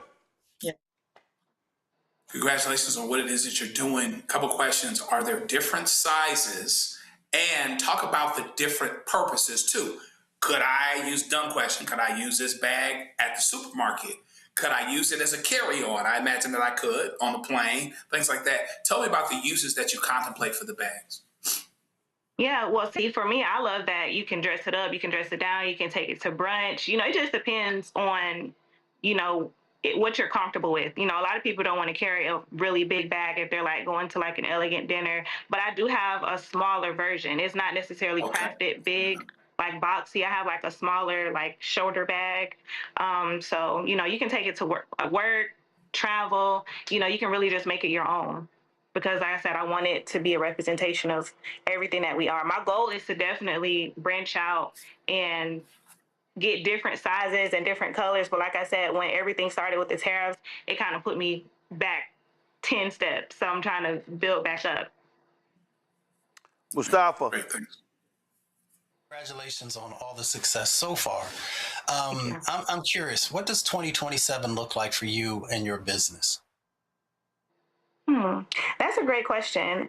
I guess it's always hard for me because I envision what I wanted it to be by now, because I started in 2024. So I was saying like in the next 2 years, I'll see my bag on celebrities. I'll see my bag on the screen. It'll be big, but it's not there yet, but that's still always the goal. I want it to be more awareness on it. I want the little girls to see it and see this bag is for me. You know, I want it to be like a big thing because, like I said, I'm a mentor. So, like, even when I go into the schools, it's always bullying on skin color, you know, who's lighter than the next, you know, it's a lot. So my bag is like for all of that, to pull all that together and to remind you that you're confident no matter, you know, what. So I hope it can be like worldwide to where little girls can see it and know that the bag is for them. So, you know, they can see it from a bigger perspective. Thank you.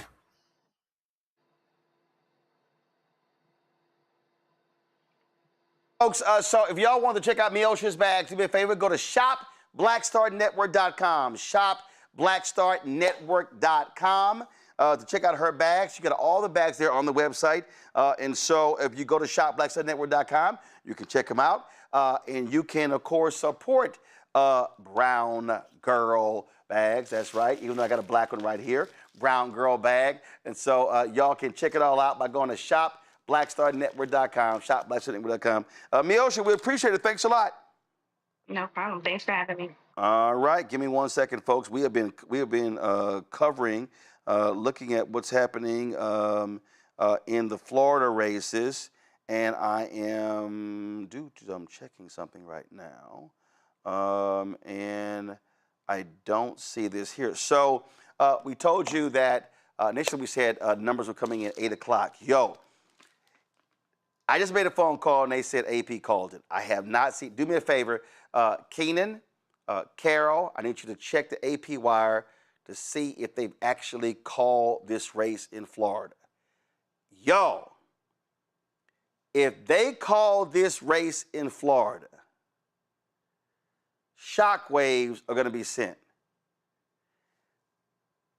This is this is the New York Times. With 83% of the vote in, Angie Nixon is up 55-44 against Alex Vindman. He's a retired lieutenant colonel. She's a state representative.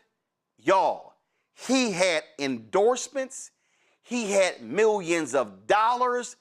Everybody, she did not raise lots of money.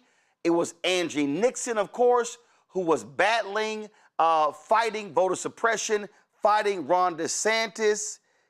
Y'all, straight up, according to, I just made a call to someone who's working on her campaign and said, Roland, this over. She's won. AP called it. That means that, but I haven't seen, nope. Take it back. Go to my iPad. It has been called. Go to my iPad. Angie Nixon has won the Democratic primary in the state of Florida. The race has been called by the Associated Press. Yo, that is a huge upset in Florida, Mustafa. Again, she was being crushed in the fundraising. He had the endorsements, Democratic establishment. I told y'all, I kept telling people, watch the enthusiasm, watch what this is. Folks are saying in Florida, we want a fighter representing us. This is huge, Mustafa.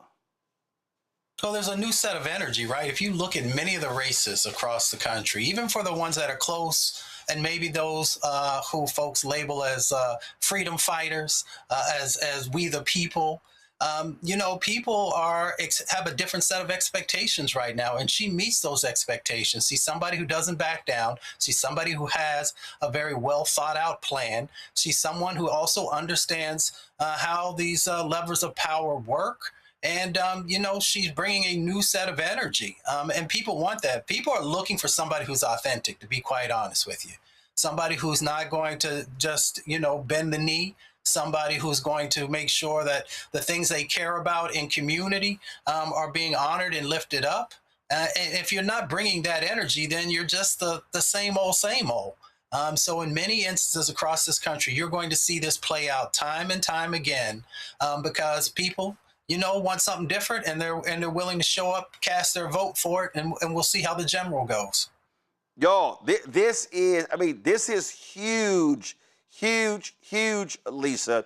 Again, folks were saying, oh, Vindman, he's going to run away with this race. Yeah, you know, there was a song back in the 80s. I forgot who made the song. The line goes, I want a new one that won't make me sick. So we're sick of these same olds, like the doctor said, Dr. Ali said. So you're seeing this energy that's playing out across the country in other races, much like the race in Florida, like you have the Mamdani effect. The same thing happened in Newark a couple of weeks ago, where Donna Jackson was very similar to her. She was the freedom fighter for 20, 30 years, kissing babies and shaking hands, making sure she's fighting the status quo. She won in Newark as the councilwoman at large with like $2,000 because the energy was there. So this same energy was there in Florida, and I was not shocked at that because, like he said, people are tired of it. We want fighters. We don't want people to kiss the ring and bow down to individuals. We want people who not only say they're going to fight, but they are punching folks out and knocking folks out in the ring. That's why I think she won, and that's what I think is going to be momentum, like you said, Roland, across the country. It's going down. Meet me in the mall. It's going down. It's going down, and I'm excited. I like the young folks. I've always said this, Joe. Ballots beats bucks. You can raise a ton of money, but you got to hit that ground in order to pull those votes, and that's what Angie Nixon here did. Yeah, you gotta reach people. You've got to be on the ground. You've got to be somebody that people can potentially connect with. There is now, money is money, but ballots, can beat bucks, right? If people connect to you and they consider you as real, they consider you as fresh, they consider you as somebody that will actually fight for them. It's too bad for Vindman, because Vindman was in a particular place, in a particular space, where he looked like this underdog coming into politics, as it were. But then he has all the traditional money. He has all the traditional support. And in the worst case scenario, you add that with the option of a fighter, people might start looking at you a little bit sideways. And that's what actually ended up happening here. All the money and all the endorsements didn't end up being the thing, because there's still quality over quantity. It's still quality over quantity, and in a certain scenario and at a certain time. And I think it's not to be lost on us that this is going on in Florida. People in Florida elections, Republicans in Florida elections, in statewide elections in Florida should not be taken for granted that this is yesterday's Florida, that this is Ron DeSantis's Florida. Things can actually change very, very quickly because the numbers are down there to help make it change if you've got the right candidate who can connect to people in a real and authentic way. This was a headline that was at one of the TV stations in Florida. Alex Vindman's money advantage meets Angie Nixon's Florida roots in Democratic Senate primary. Now, keep in mind, they were running for the special election to fill the final 2 years of the term of Senator Marco Rubio, who became Secretary of State under Donald Trump. They will have to run again in 2028. Ashley Moody was picked by the Republicans to replace him. And so Angie Nixon is going to be running against Ashley Moody in November. Again, Mustafa, Vindman raised like $16 million. I mean, the PACs, all these different people. We had Angie Nixon on the show. Y'all should be having the B-roll. We had Angie Nixon on the show, and she talked about, hey, I ain't got that money, but we out here in these streets, and we're sitting here making it happen. And again, she's somebody who's been straight up fighting, and I'm telling you, people want to see fighters. And listen, Nikki Fried has been trying to put the Florida Democratic Party back together. We're watching the race there. We're watching the race there as well. When it comes to, let me pull up a second. I want to see the gubernatorial race. What's going on there? What's happening there? Let me see here. Bottom line is that when you start talking about these races, listen. It's so clearly, based upon what we see right here, it's going to be Byron Donalds on the Republican side. He wins with 48% of the vote to 24%. He is going to be the Republican nominee. And then on the Democratic side, former Republican David Jolly is going to be running against Donalds. He easily wins he easily wins there. So again, we're in a climate right now where if you want to play it nice, play it safe, Mustafa, that ain't gonna cut it. Folk want to know, are you going to confront and look these fascists in their eyes and say, I'm gonna take you down? People want to know if you're gonna throw them bows. That's what they want to know, because that's what you literally Nuck have to if do, you buck. I mean, you got to. You really don't have a choice anymore. People want authenticity. People often talk about politics and they talk about grassroots, but they don't come from the grassroots, so they don't know how to actually build a grassroots movement. You know, we were blessed to have her on the show. She actually understands what that looks like, building those strong coalitions, because I've often said, and I've seen it numerous times, that the power of people will beat the power of money every time, if you are organized and if people show up and if people understand that they have power. And she was able to translate that. She was not able to just translate it, but she was able to make sure that people actually felt it, because people can see it and they can hear it. But if they don't touch it and then feel it, then, you know, often it does not translate into the fullness of what it could be. So to see that transpire just reinvigorates so many people across the country who sometimes give up or think that my voice doesn't matter or my vote doesn't matter. She made people understand that, yes, it does. And if you give me that vote, I won't let you down. I'll get in there, I'll swing, I'll work when there's opportunities to work, you know, in a fashion with other types of folks, maybe across the aisle, if that's something that shows up. But if not, I'm not going to, you know, I'm not going to fall backwards on what my values and priorities are for the people whom I serve.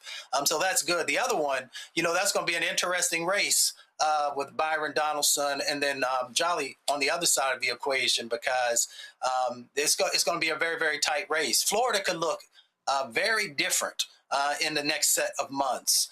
So folks should really take a deep look at the candidates and figure out whom best represents what you want the future of Florida to look like. And then I hope folks across the country will do the same thing and ask themselves, what do you want America to look like?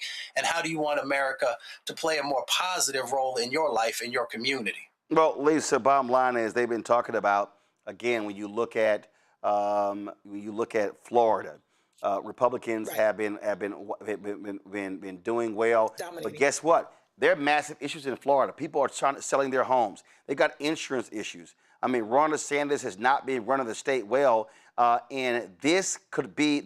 I mean, I'm talking about a blue tsunami.